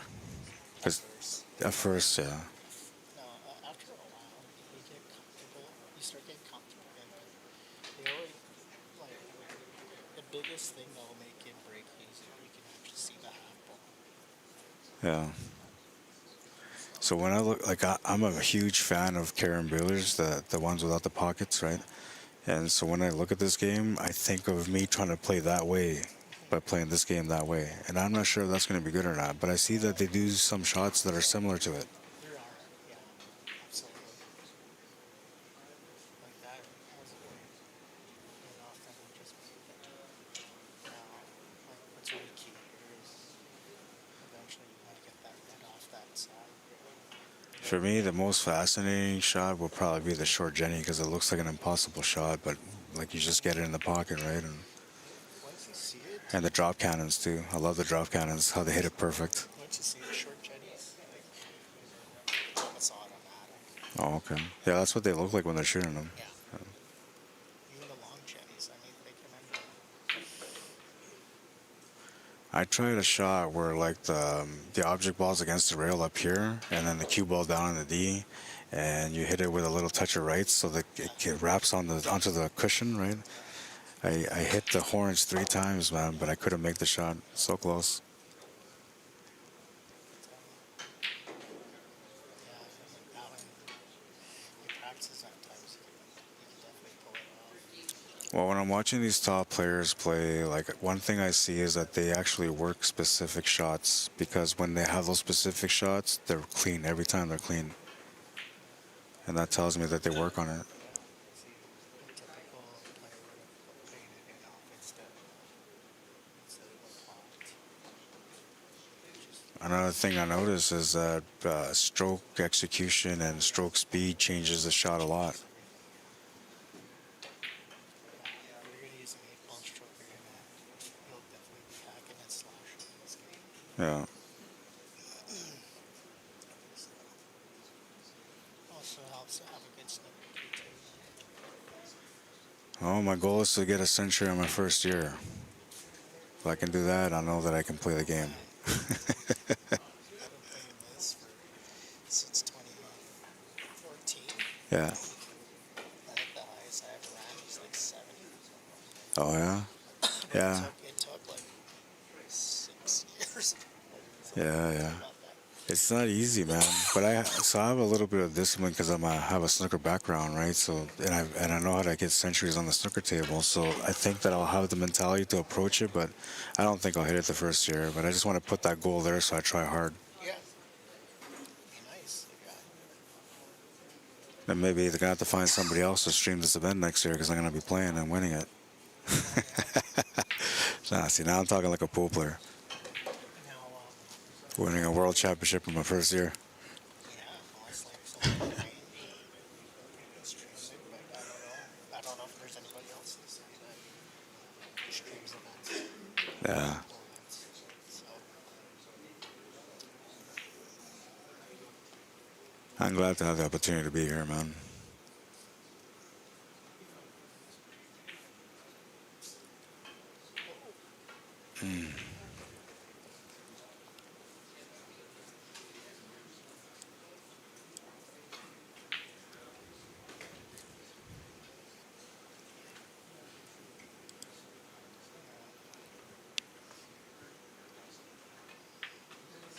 Yeah, it was SITWALA that had another century today.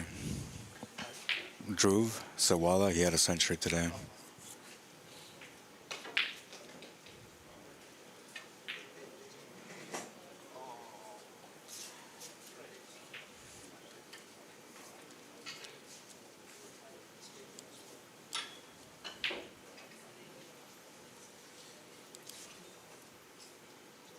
You're on a lunch break? nobody booked until 3 o'clock this afternoon, so I figured I would give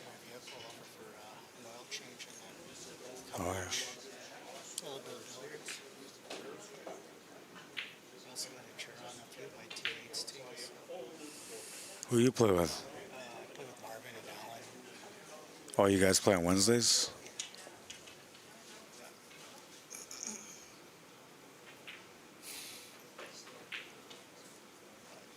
I think we're short guys too, because we don't know what's happening with Dwayne. I think even Dwayne's playing. It's hard for him to come in regularly. Yeah.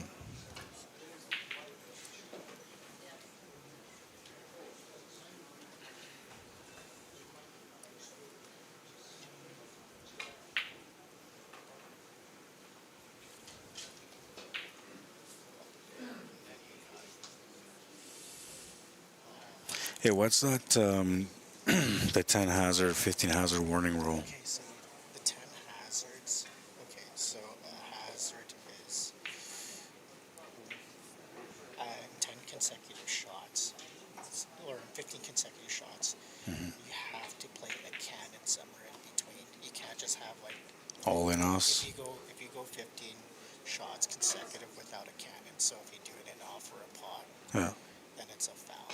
So at the 10th hazard, the player gets a warning that you're at 10 hazards. Oh, yeah, so then, they, you know, we have 5 shots to get on it? You got 5 shots before you can successfully execute a cannon. So you can either, in this situation, like say you accidentally pot your opponent's ball, Mm-hmm. and you're committed to just potting it in, playing it offs. Once you're at your 14th shot, typically everyone would play the safety and put both balls behind the back line. Yeah. So with the rules in this tournament, that's kind of the safe thing to do. Now, So if he's got the red only, does that automatic foul on the 15th? if he pots it or it goes out in off. So once you're taking your 15th shot, you're going to try and put both balls behind the back line. So it's kind of you play a safe Yeah, I know shot, that. right? Because They got to go up they table gotta- first. They got to Yeah. shoot. They can't shoot backwards. Not with the rules here. Yeah. But with our league, because we're restricted with time. That they changed that rule only for our local league. Yeah, Whereas that's okay. it's like this tournament here, yeah.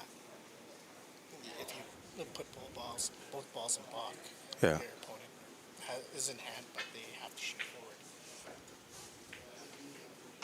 So.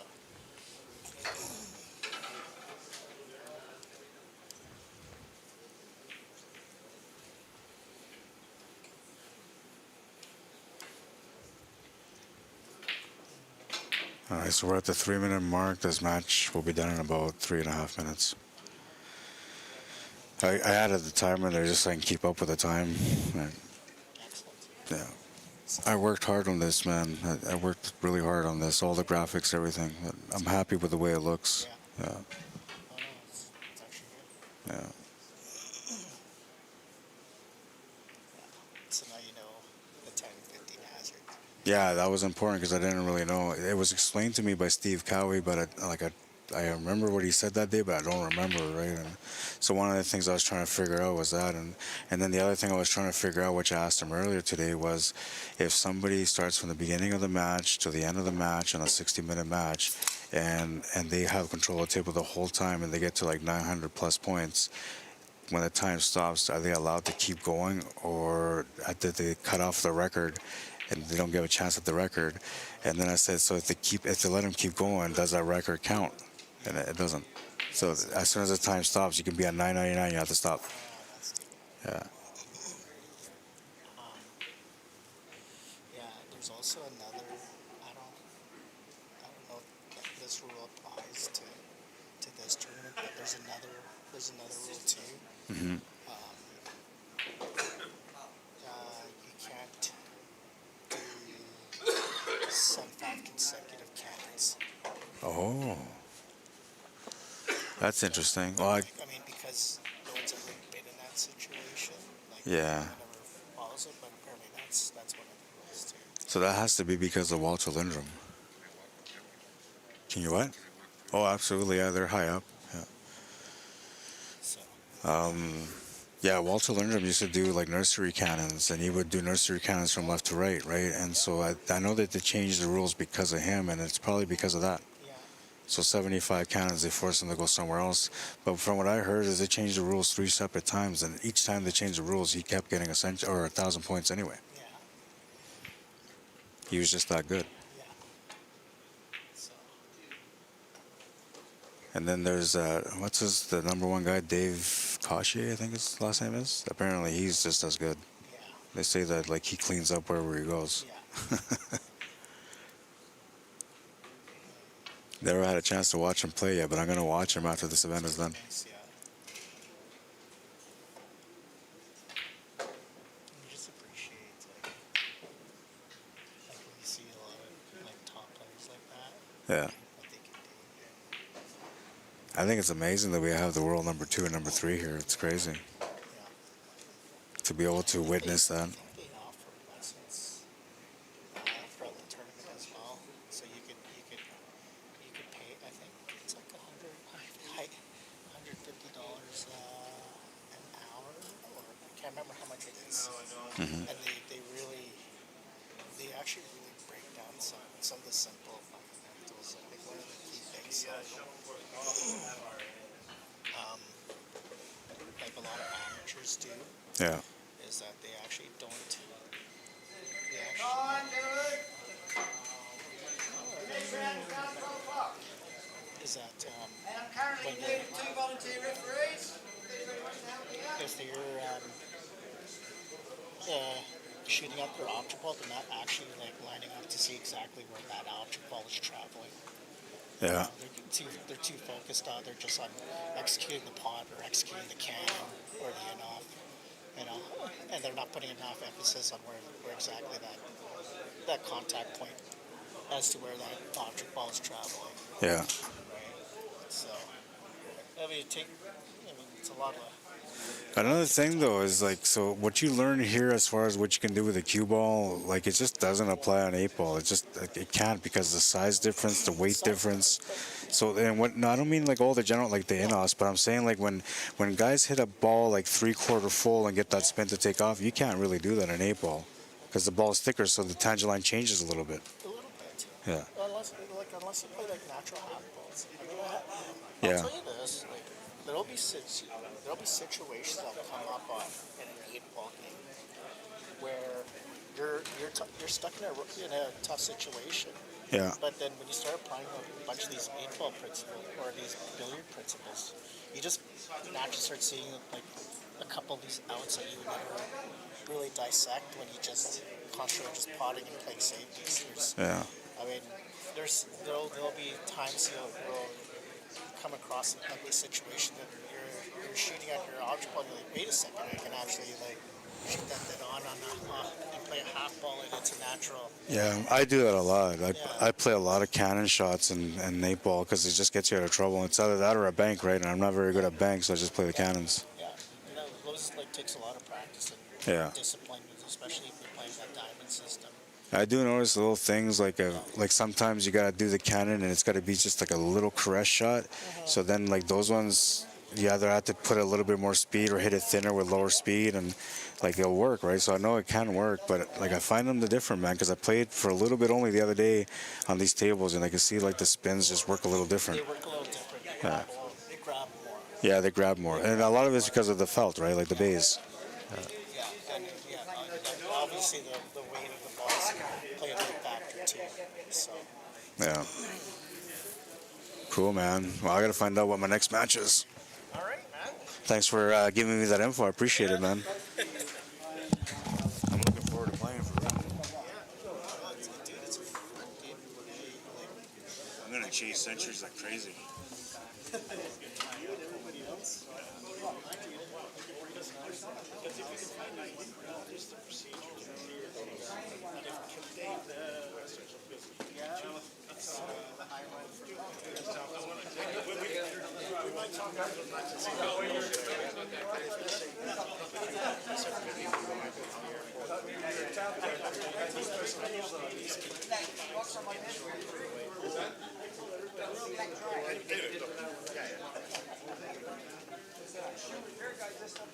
Yeah.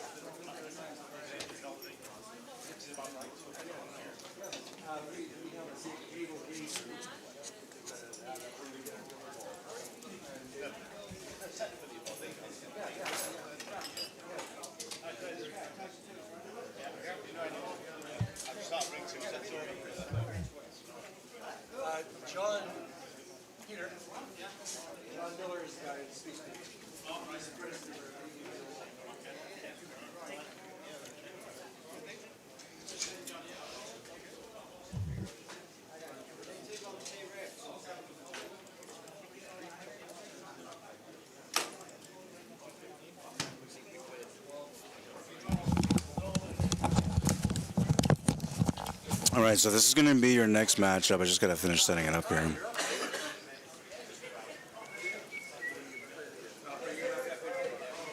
First of all, we take the cue balls off because we don't know who's going to be what.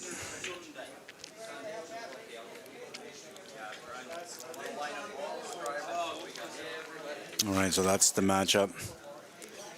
I'm trying to go order some food. I don't know how long it's going to take, but I know these guys are starting soon. So what I'm going to do for now is I have this set up here. I guess I'll just go to the regular view. There's nobody practicing yet, but they're going to be on there right away. Let me see.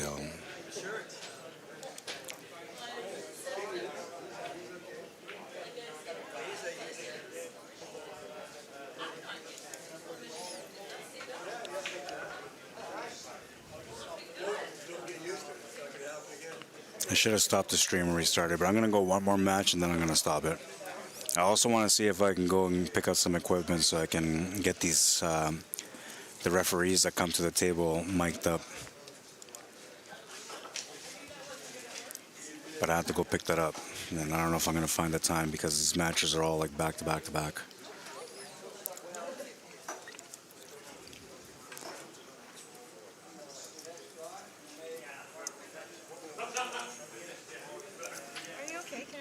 I'm okay right now, thank you. All right, that's a little bit extreme, so let me just bring that down here. Come on, computer, you can't be that slow. Are you really that slow? Oh, there we go. All right. So the next match will start in 10 minutes. I'm just going to put that up there so you guys can see. These guys are going to come up here and decide who's going to be what. It's probably less than 10 minutes now, 8 minutes. I'm going to try to see if I can order my food real quick. I'll be right back.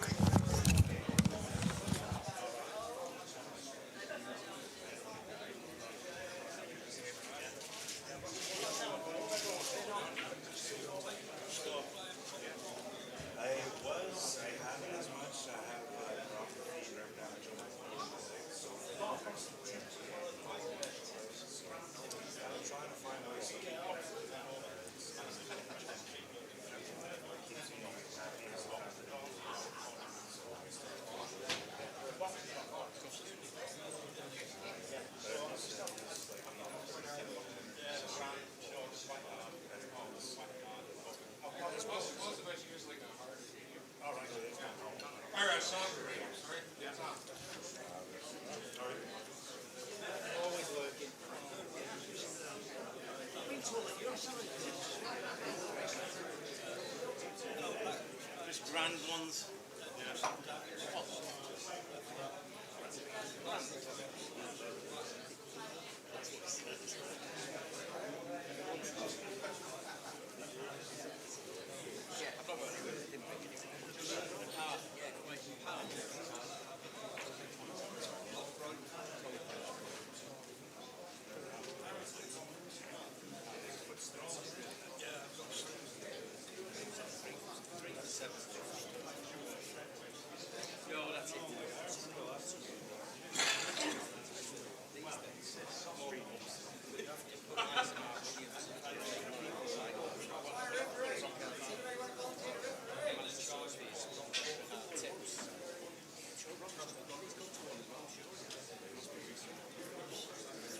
Just done that, Chris.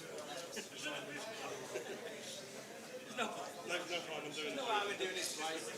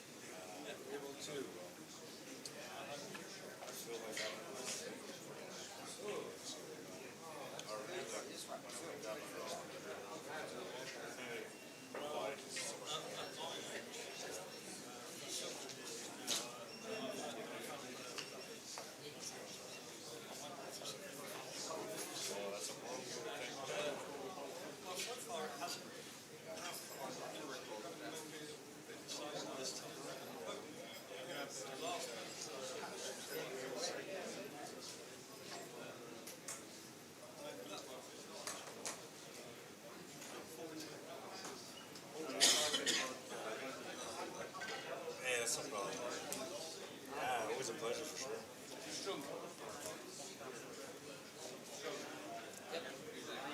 using white.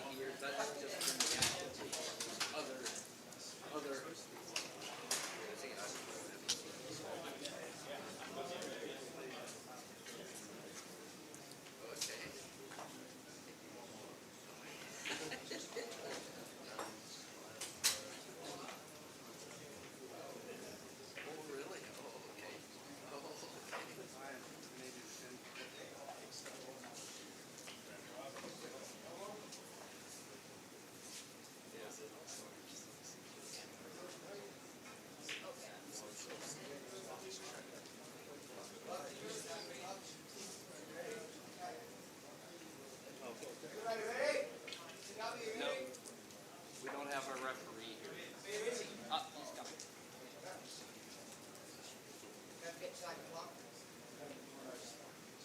Where's the 12?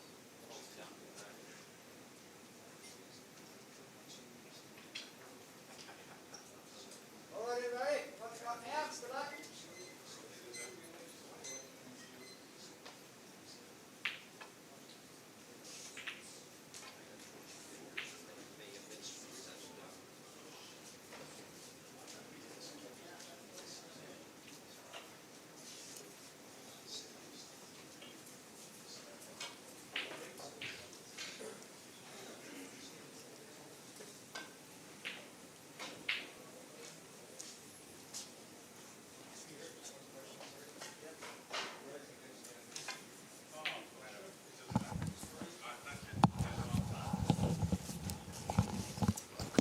All right, so we're on our way in this matchup. Fraser Durham at the table right now, local from Winnipeg, playing against Ryan Mears. I believe ranked number 9, around number 8. I think he's number 8. Let me see.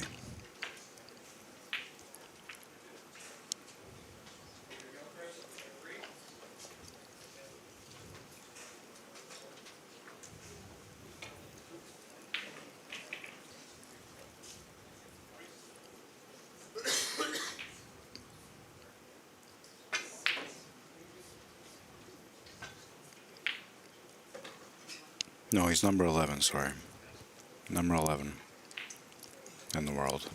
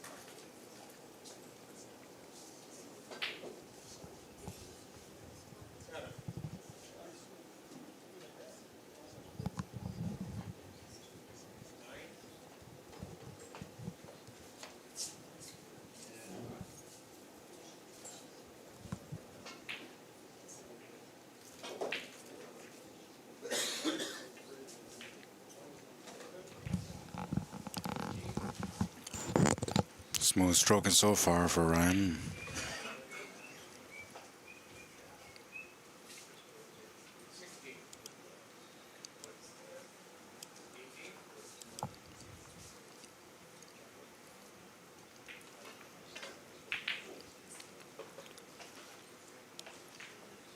Ooh, struggled to go in, but it'll go in.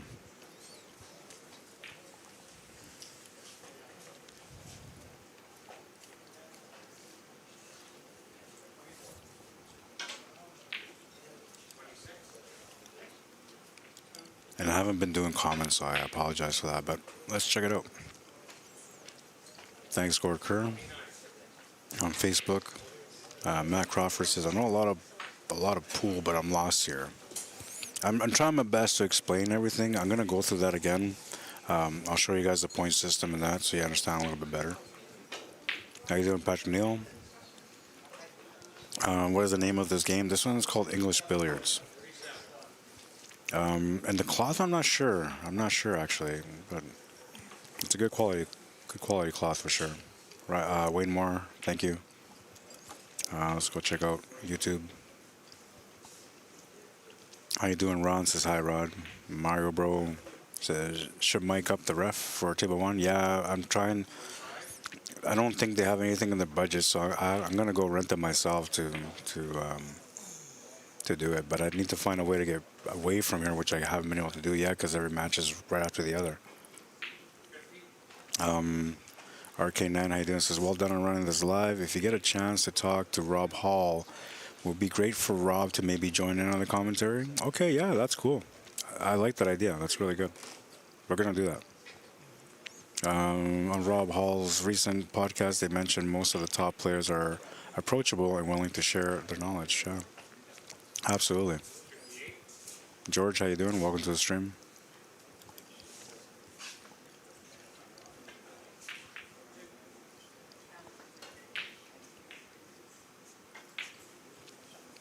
Score update is even, 11-11. No, it's 11-11. Things happen so quick that I lose track of the scores quickly. I think that this is probably one of the only things that it would probably be more beneficial if I didn't do commentary, if I just focus on the operations only. I can probably communicate better through the operations only.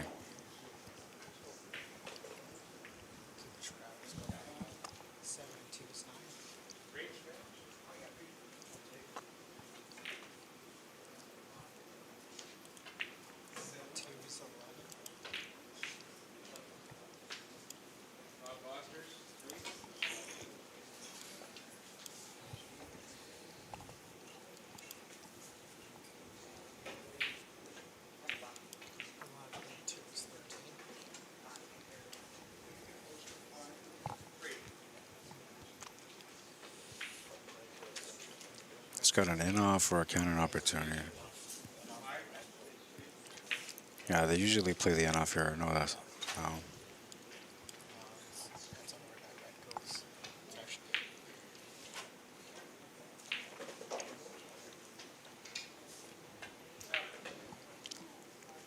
I think he was trying to make that red too.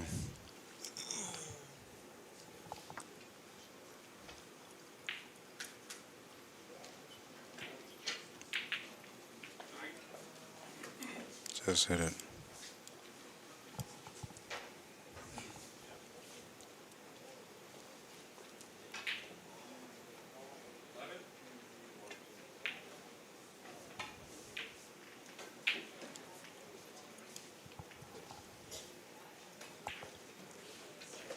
It's gonna do a drop cannon here.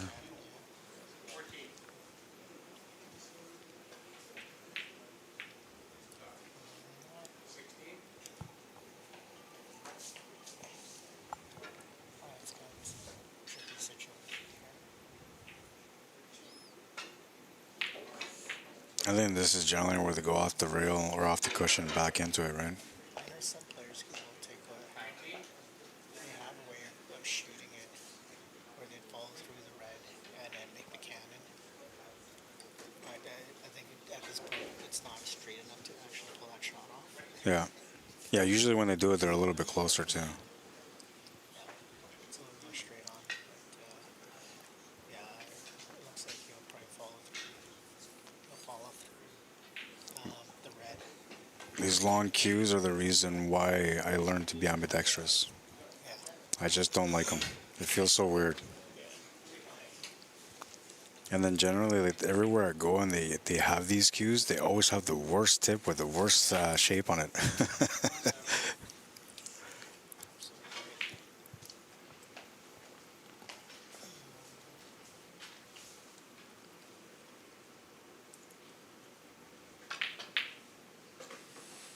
Just missed it. So Ryan's at 36. Oh, and I still have this up here.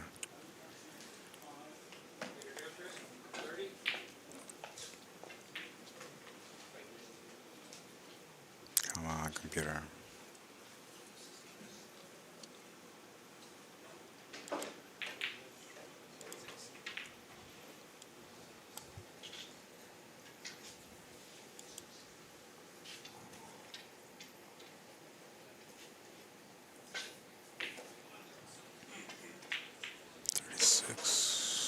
Oh yeah, I think I got them backwards here.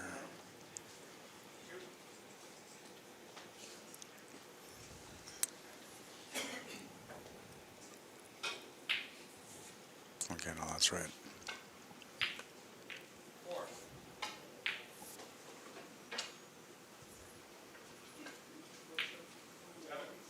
Gonna miss the end off there, off the white. Frazier will have a shot on the red to the side pocket to get started here.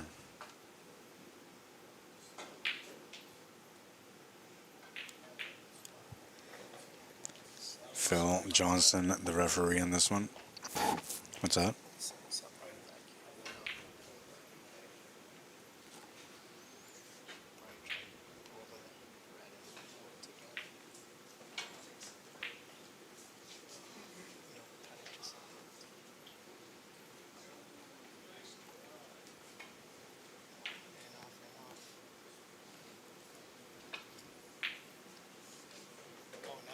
That was good. It wasn't intentional, but that's good. I mean, good and bad because he's lost the cue ball now. It's always a bad situation. Yeah. You're restricted to like air ball. Once you pot the opponent's ball, it's a massive disadvantage. Yeah. Well, you can still get high runs, but yeah, like the 15 hazard comes into play at that point.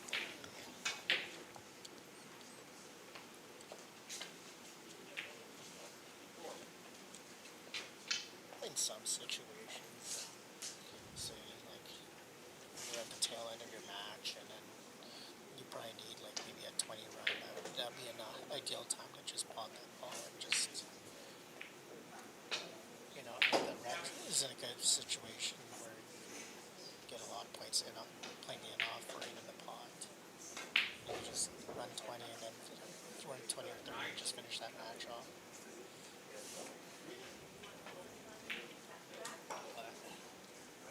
It's also an unwritten rule that don't really pot your opponent's ball on purpose. You try to avoid that. It's more of an ethical thing. Yeah, I know. I seen that yesterday. And I noticed that all like the top two players, they didn't ever pot the ball. No. Only if they really, really had to, but they never did it.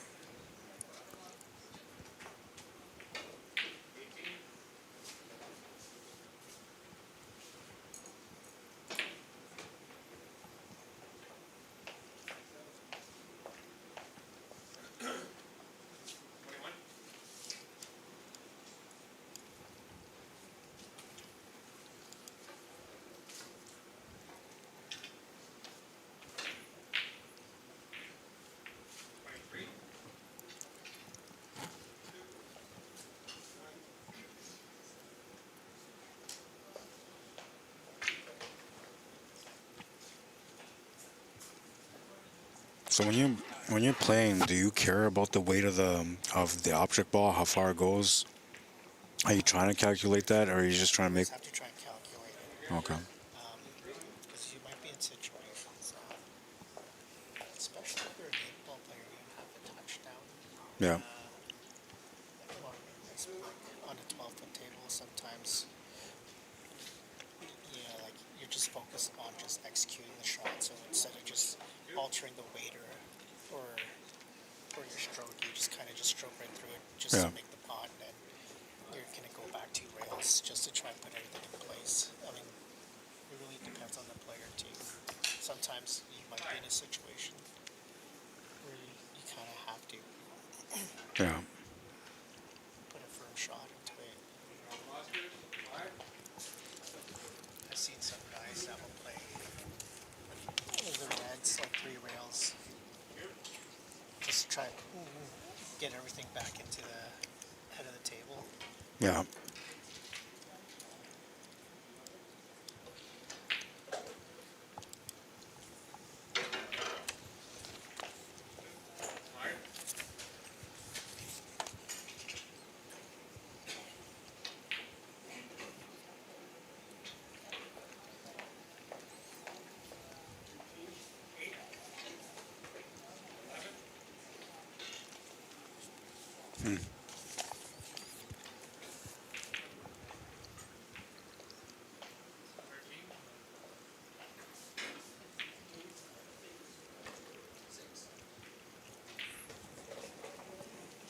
Is it Fraser or Rick Kendall that's considered one of the best players here? They're both like 1-2, so usually those guys always finish 1-2.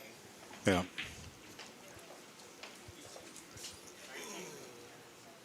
Like consistency wise.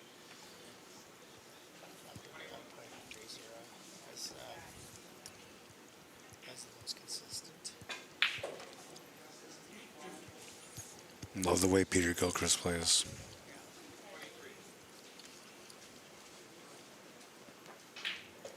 When he gets into a nursery cannon situation, he's so good at it. Like to hold on to it. A lot of guys will do it like once, maybe twice, and then that spreads too far, but he was able to get like 5 or 6 of them in a row.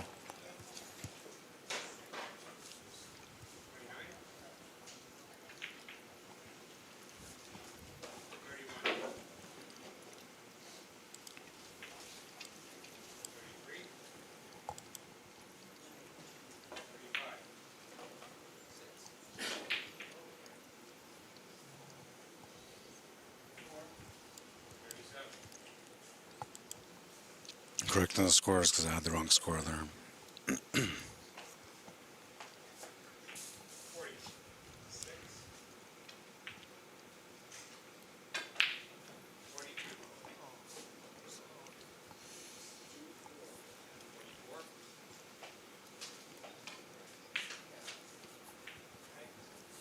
So this makes it tough.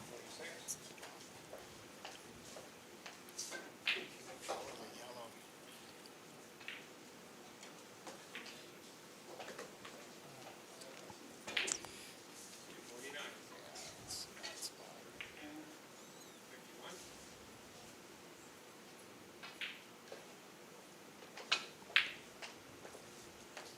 That's the shot I was talking about. Yeah, love that shot. It's so difficult though. Sometimes you can just play with the straight tops. It's one of those it'll kind of, yeah. Depending on how you line it up, you can actually just throw it right into the corner pocket with straight tops. Yeah.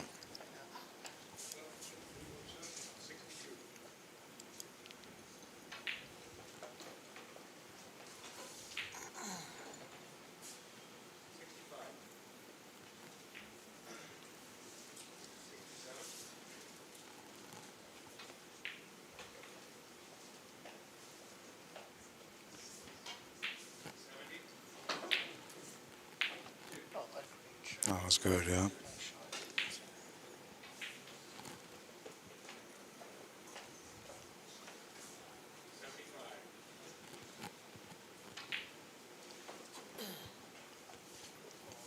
Is this short or long? Oh, he was trying short. Oh, he was trying to cannon. Just missed it. This was a good one, though.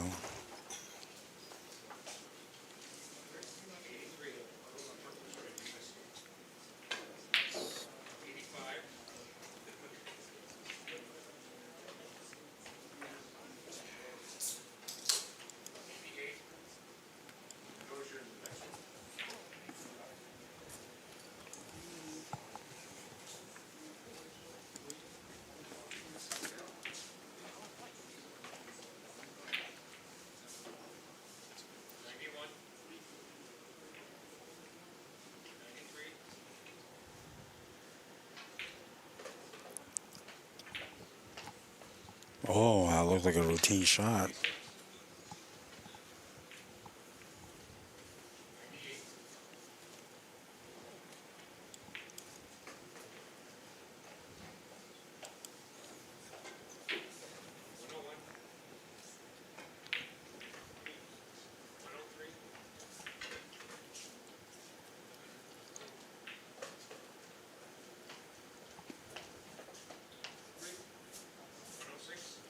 Somebody's going for the counter off the top cushion.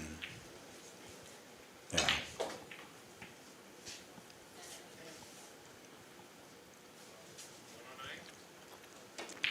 Can probably draw into the one ball or in the yellow ball in this one too.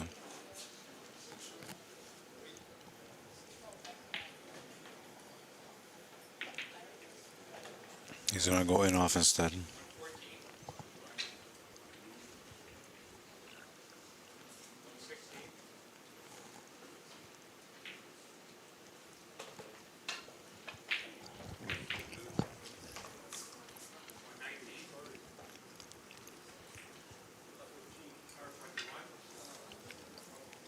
Peter's on a 121 right now. He'll get like 300 today. They're just getting used to our tables too. Yeah.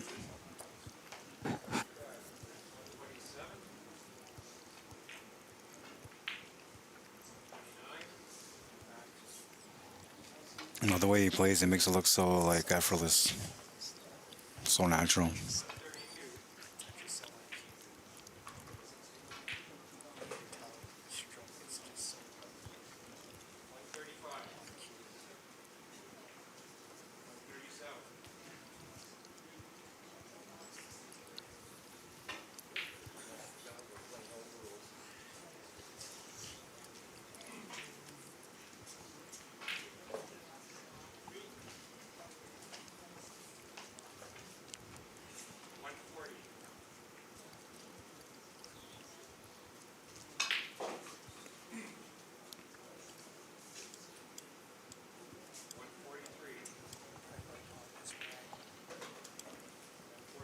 I know in a situation like that,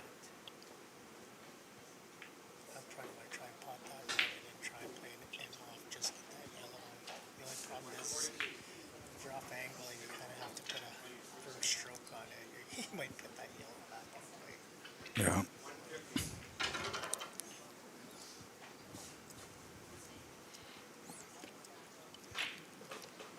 Last time when Rob hit that 200 mark, everybody started sitting here because they were expecting it to go like crazy, but he just came up short of the 300. He ran 273 yesterday, right? 279. 279. I think that's what Peter had too. It's either 279 or 289 that Peter had.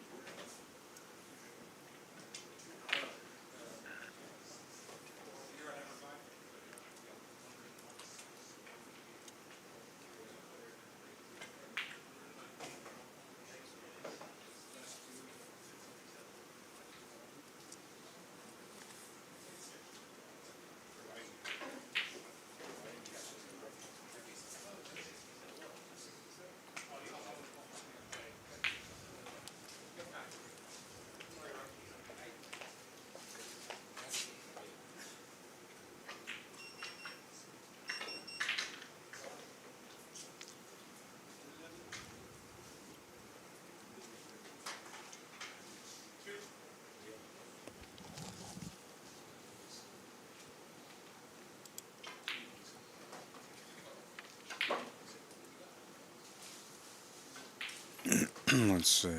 Arcane says World Billiards events only have commentary final. The rest of the time, Sam just focuses on scores, etc. It is very challenging for sure. That's why I want to play this year in the league so I can become a little bit more natural at it. Then I can do everything all at once, kind of thing. It's very chill. Thanks. I appreciate it. Try not to be too extra, but you know, I try to do a good job. And I'm usually never happy with whatever work I do at the end. It's never good enough for me.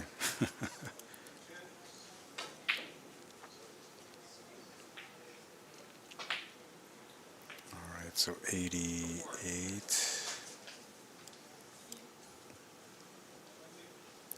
88 to 62.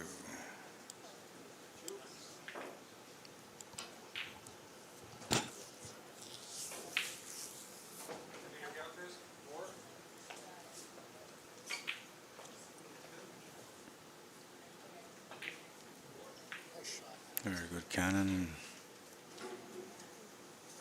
Got an in-off angle here off the red.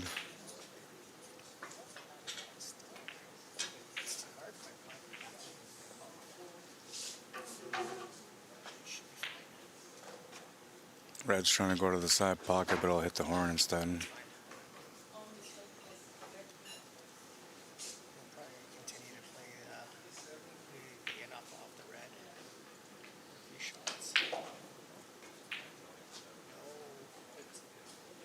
That's going to send the red towards the yellow. It's going to give him a cannon opportunity.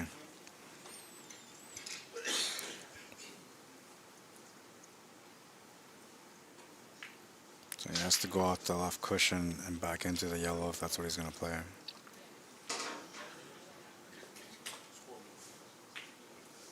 Very good shot. Keeps his break going.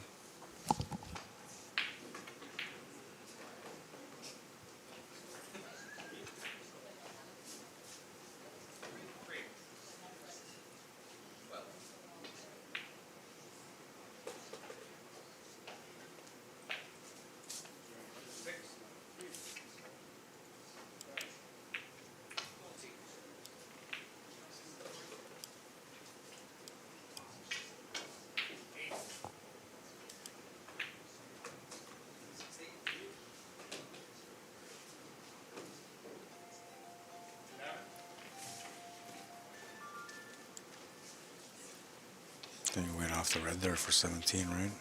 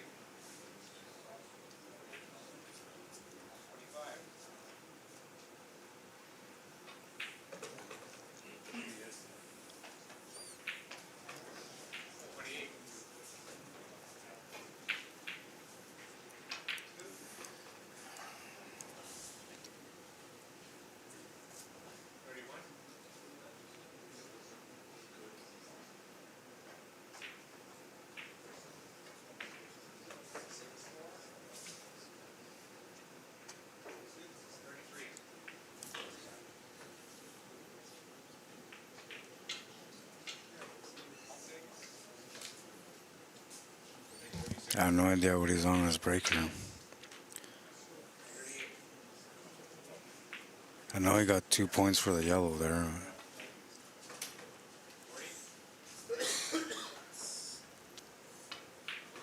91.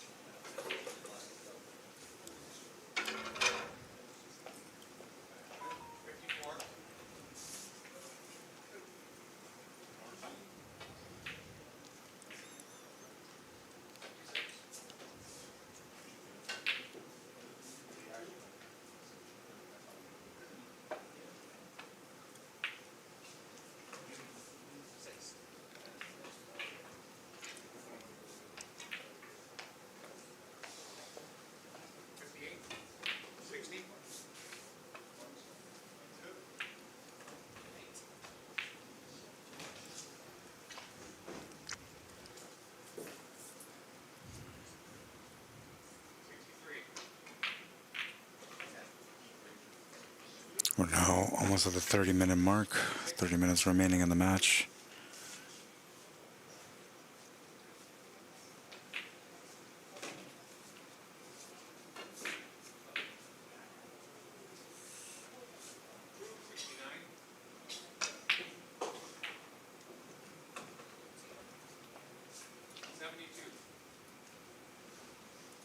So you guys set up there for the yellow.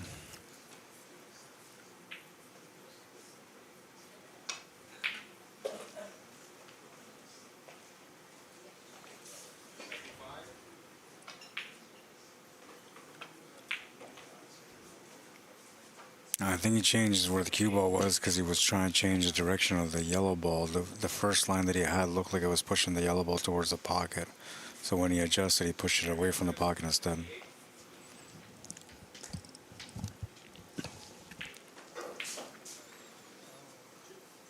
He'll come up short on that one, though.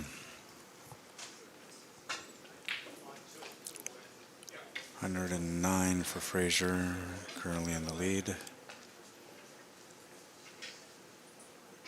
To 88. Ryan Mears at the table trying to catch up now. 21 points down, sorry.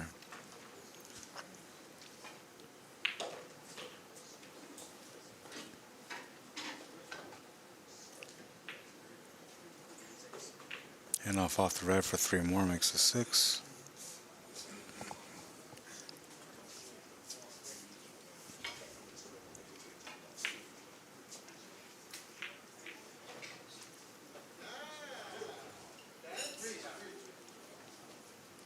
Three more makes the break 9. It's got an in-off and a bit of a cannon angle here. He definitely has the in-off. Yeah, he's playing the drop cannon.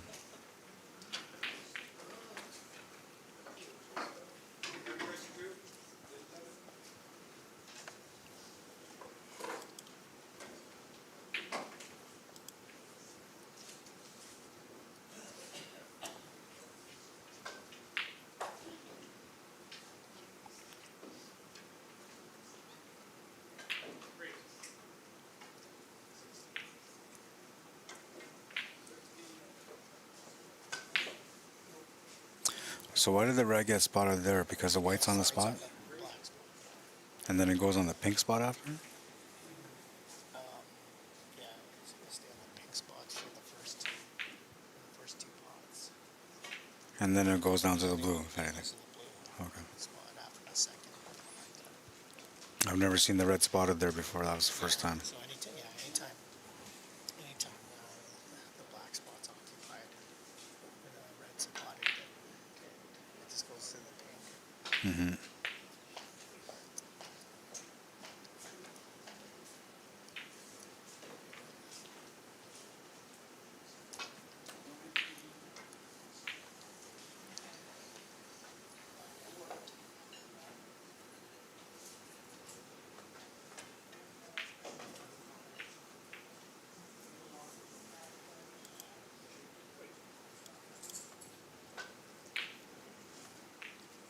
So these guys are 5 points apart at the moment.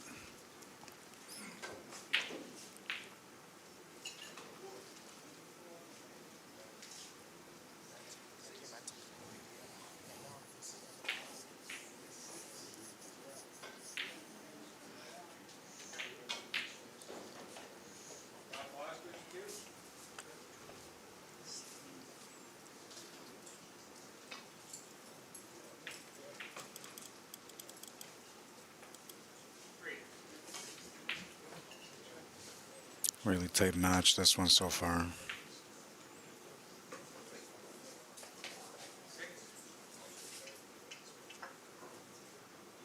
Drop cannon angle here to get onto the red.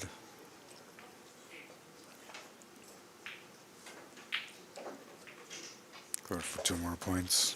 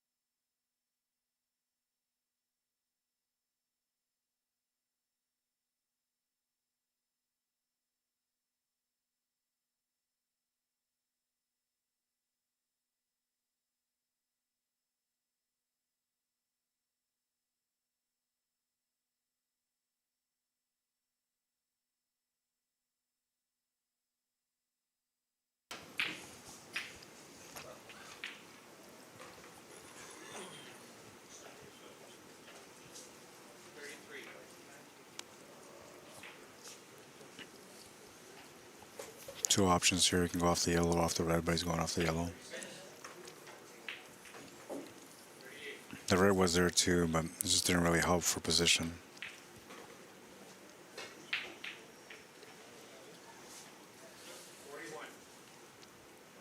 Looking for the long Jenny to the corner.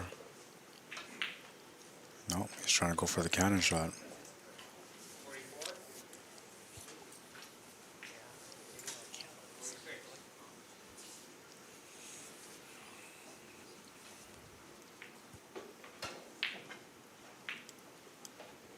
Two.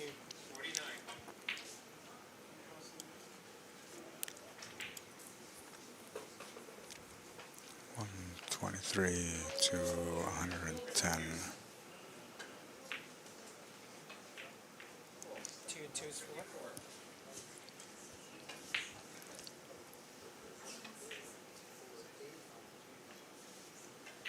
4 and 3 is 7.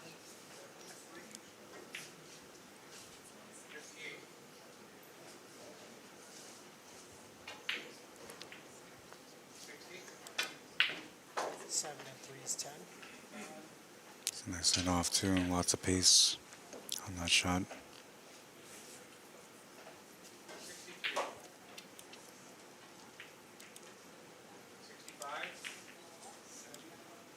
10 and 2 is 12.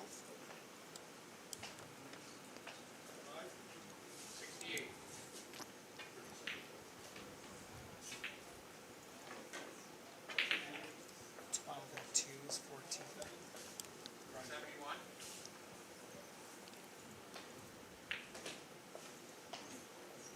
A little limited here now. Nice cannon. 2 is 16.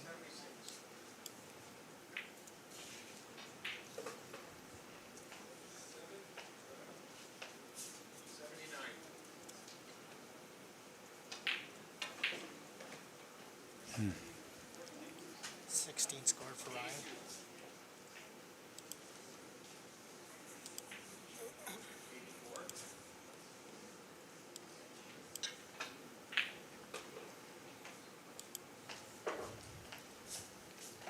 No score. So he takes over the lead here by 3 points now, and we're looking at 22 minutes left in the match. At the moment, this one is up for grabs. Any one of the two players can win it.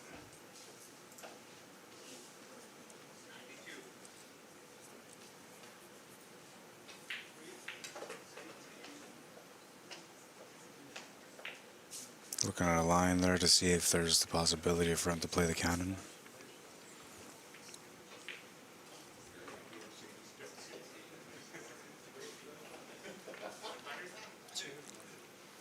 Might go in off here too. Oh, not enough pace.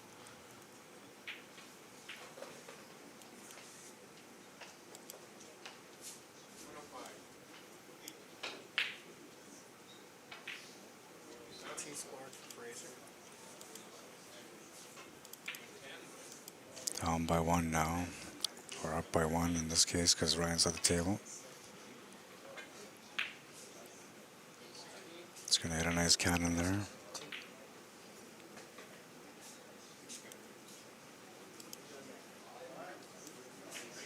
2 and 3 is 5. 5 and 3 is 8.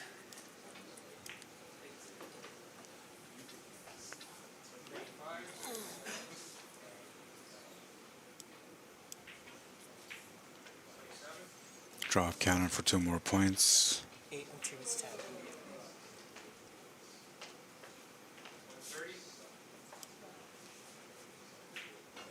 10 and 3 is 13. Pots the red for 3 more. It's going to have to do a run through cannon here.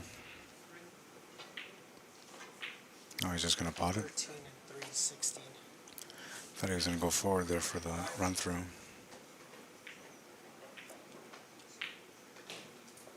S- 16 and 3 is 19. Get off angle here. 19 and 2 is 21. 2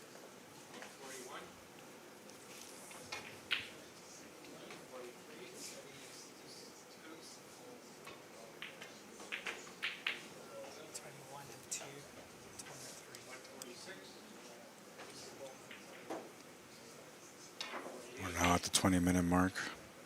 20 minutes left in the match.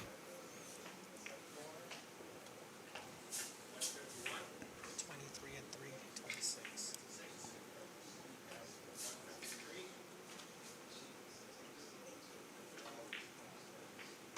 26 and 2, 28.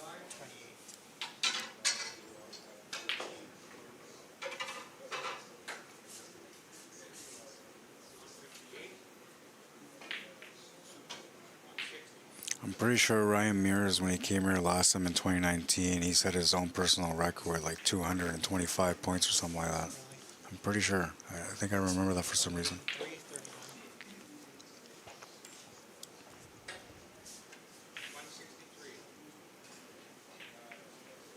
31 for 9.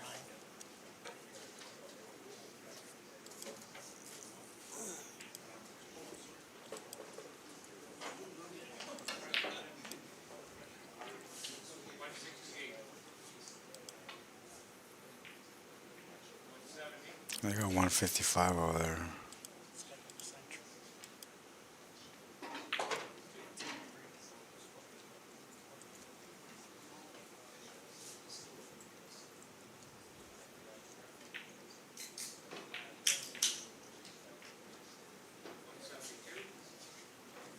Two and 3 is 5.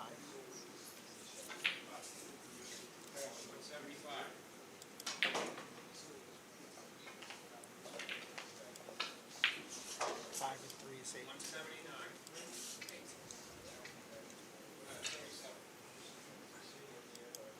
That's not a good spot. Yeah, that's a bad spot. Slow down just a little bit. Got a chance. Probably try and put both balls in the block or just create a separation.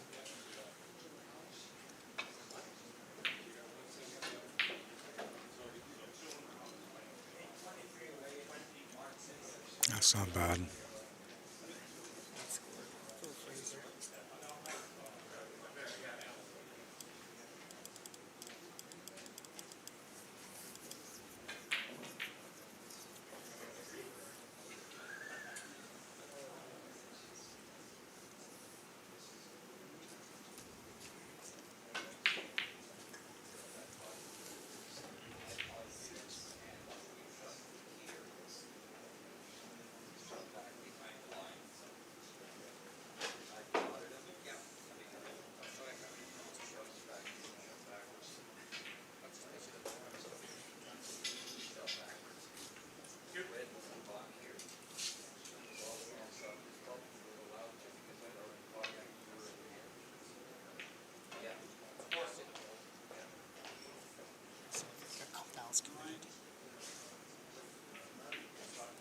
Because he was in hand and shot that.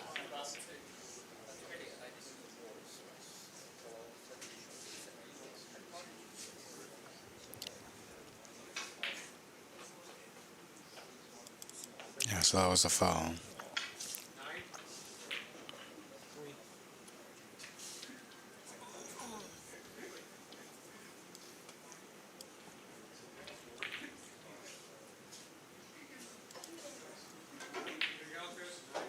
Three and 3 is 6. And off angle here on the red. 3 more points. 6 and 3 is 9.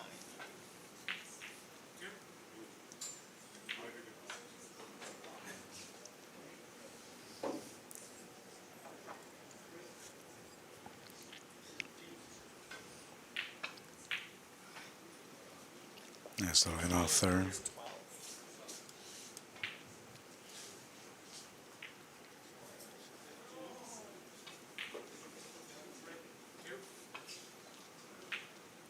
12 and 3, 15.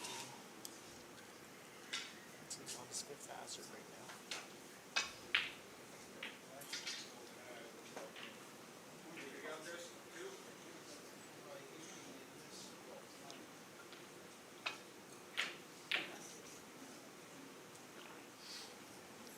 Might hit that yellow. Oh, that was a beautiful shot. You guys didn't see it. 2 is 17. It's unfortunate that he was standing in front of it. He got the nice cannon shot there.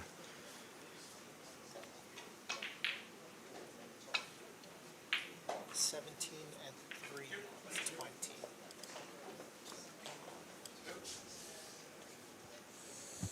Looks like the red just got out of block.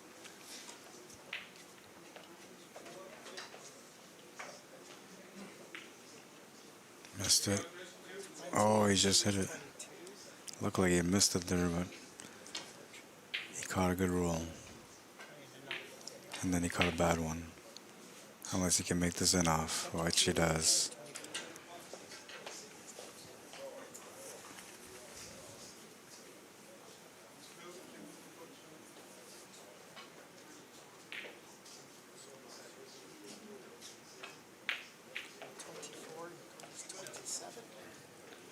Probably about the right time for him to pick up the pace here. With that last shot that he made, puts him at 160. He's currently up by 5 at the moment.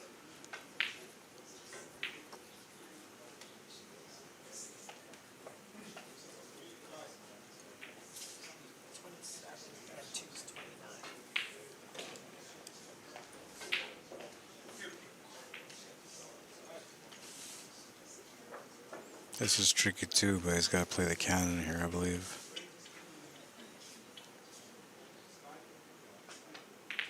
Oh, he's playing the in-off. I didn't think he could see that much of it, but he'll come up short on that one. Turns the table over, but he will gain 29 points.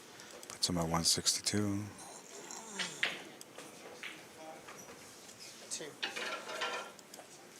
And Ryan will have his chance to reply now.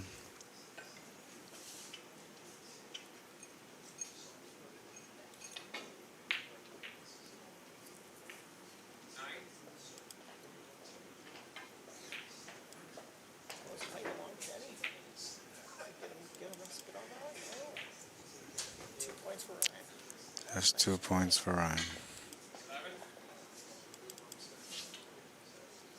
Down by 5 points at the moment. We'll get the table back. We'll have another shot at this.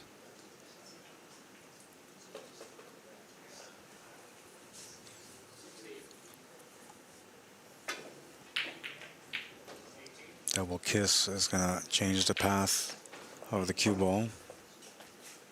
Fraser gets the table back now. I don't know why I didn't update it. Should have updated there. 157, 162.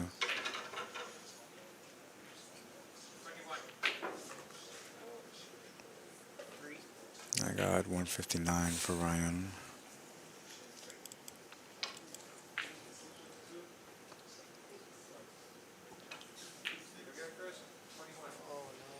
And 164 for Fraser. Plus what he made now. 167, 159. No, and he's not going to make that one, but he's left the cue ball deep in the pocket.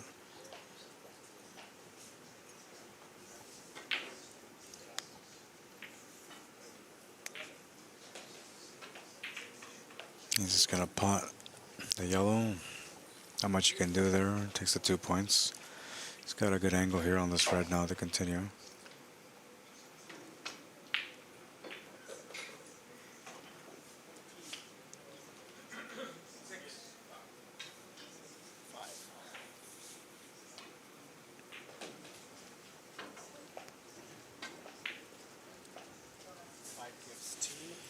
Does he get foul for that? Yeah. Because he didn't hit anything? I think in this situation, this is the one time you can actually foul without having the spot. Yeah. That's 161. 2 points.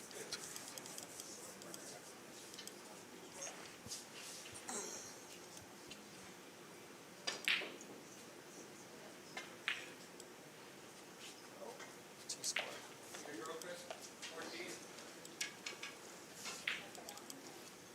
163, 172. What's that? Very tight. Yeah. Next turn could be the last turn. We're at a 10-minute mark now.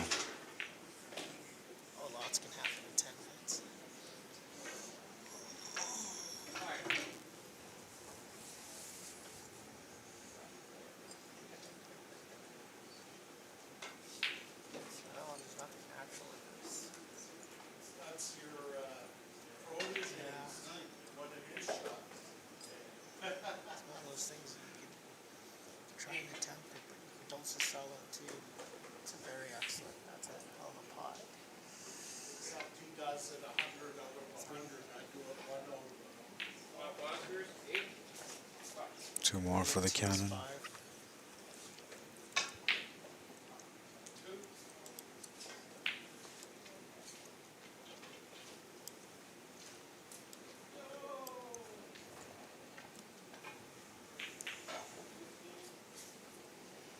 Five and 2 is 7.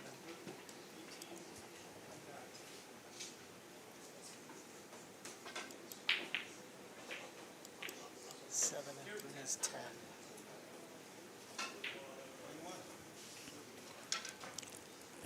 Interesting that it's showing 29 over there. 10 and 2 is 12. Oh, because I'm on the wrong one. Jesus, that's why. 12 and 3, 15.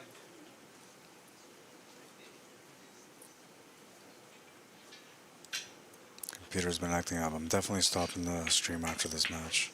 15 and 2 is 17.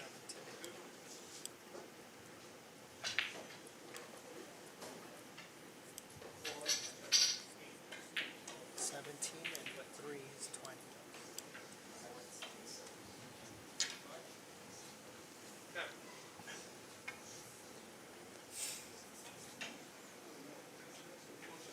So this puts him up by 11 points at the moment.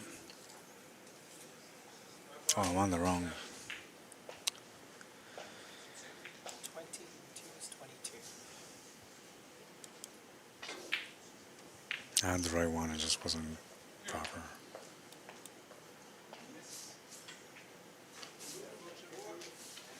Oh, just nicked it. 24. What a great shot. That was a nice game. 24 and 2 is 26.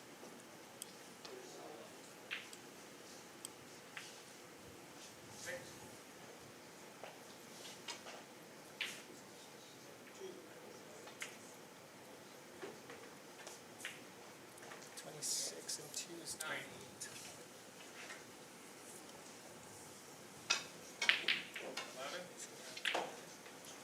Really put some pace on that red. 28, 3, 31.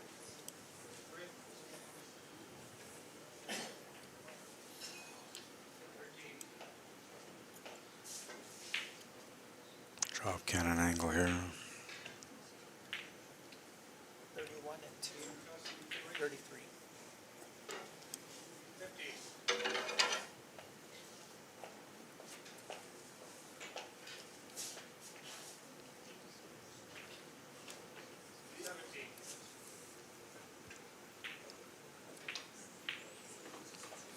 It's gonna come up short on the pot. Costing miss, 33.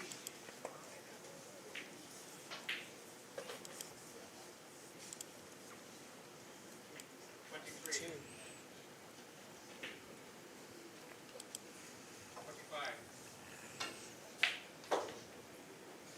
Well, they got 195, so I gotta go what they have.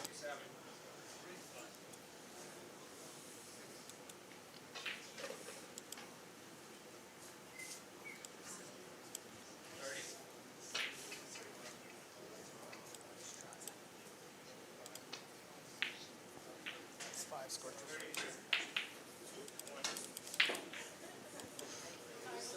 We're now in the 5-minute mark. We got a tight game here.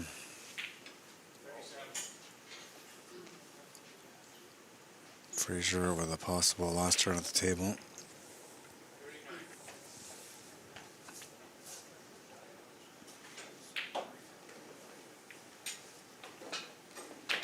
Two.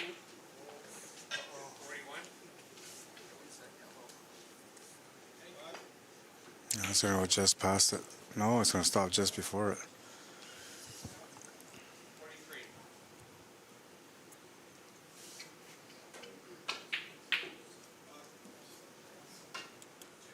That's 2 scored for Fraser.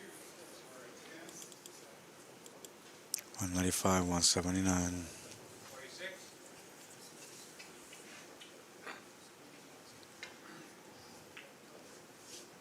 Nice try.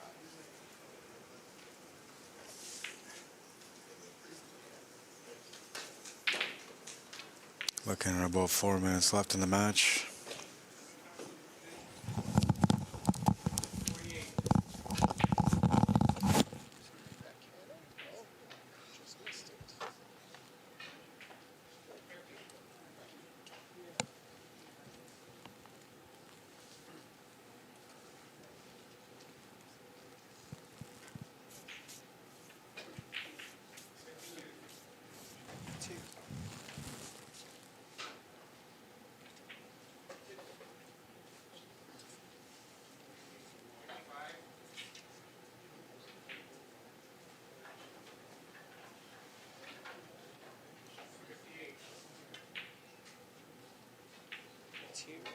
is 4.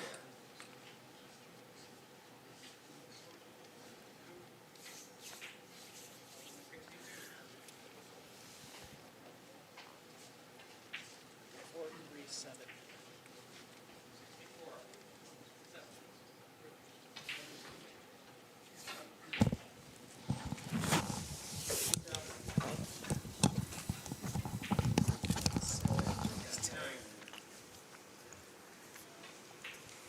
And that puts him at 205.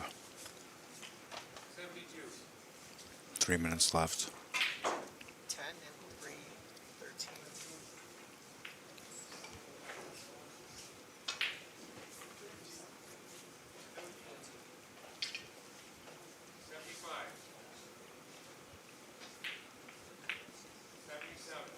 13 and 2 is 50.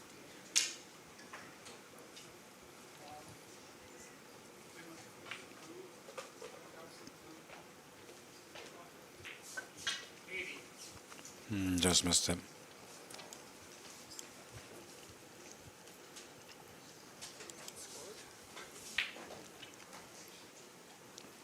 Oh, he's got him at 213, okay.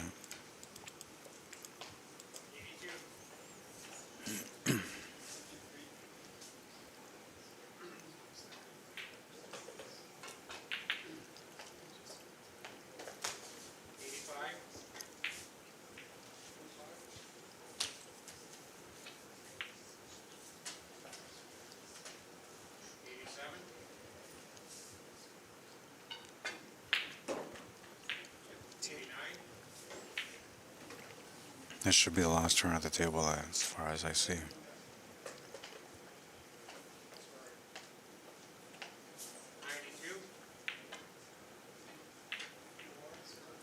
2 and 2 is 4.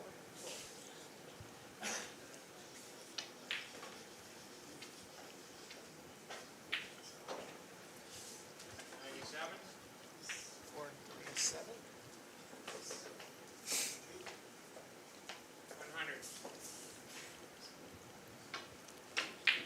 Peter Gilchrist has got a second century in his match.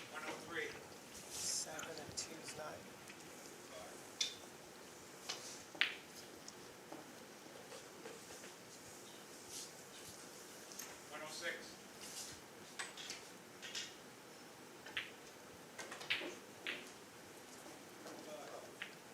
9 and 3, 12. Currently at 225. We're nearing the last minute now. 12 and 2. Drop counting for 2 more points. 14 Lots of red for 3 more. and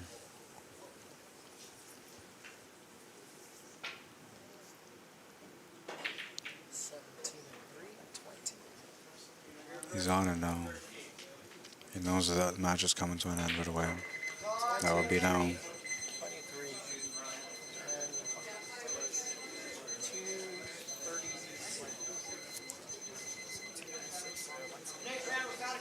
And 236. Yeah, 236. 236, 179, the final score. And the next matchup is now at 115, and it'll be Carl Walter Steiner against Mark Hill. But I gotta stop the stream because I need to get this computer going properly. It's a little slow right now. He lost at the end. It was literally like a All right. What do I got here? Follow me on Facebook or YouTube. Rod Arriagada on Facebook. Q Sports Live, one word, space Manitoba. Rod Arriagada / CSL Manitoba on YouTube. I stream everything pool, snooker, billiards, 9-ball, 10-ball, 8-ball, English billiards, carom pool, bank pool, whatever it is you have, anything pool. I also do other events outside of pool, sporting events, community events, socials, weddings, whatever you can think of. I even done funerals. Rest in peace to them.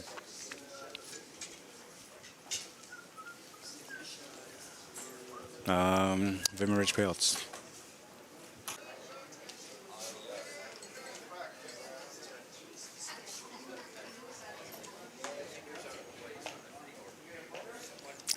The signal's been going in and out, but it's reconnected there again. We'll take a look at the last highlight real quick.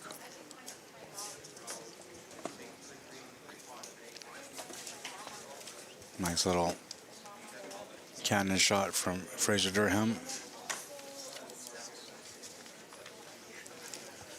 All right, and I'll be back with another stream shortly. I might come back with a stream right away for this match. I might miss this match and come back with the next match after that, all depending on whether or not I can go get the audio equipment.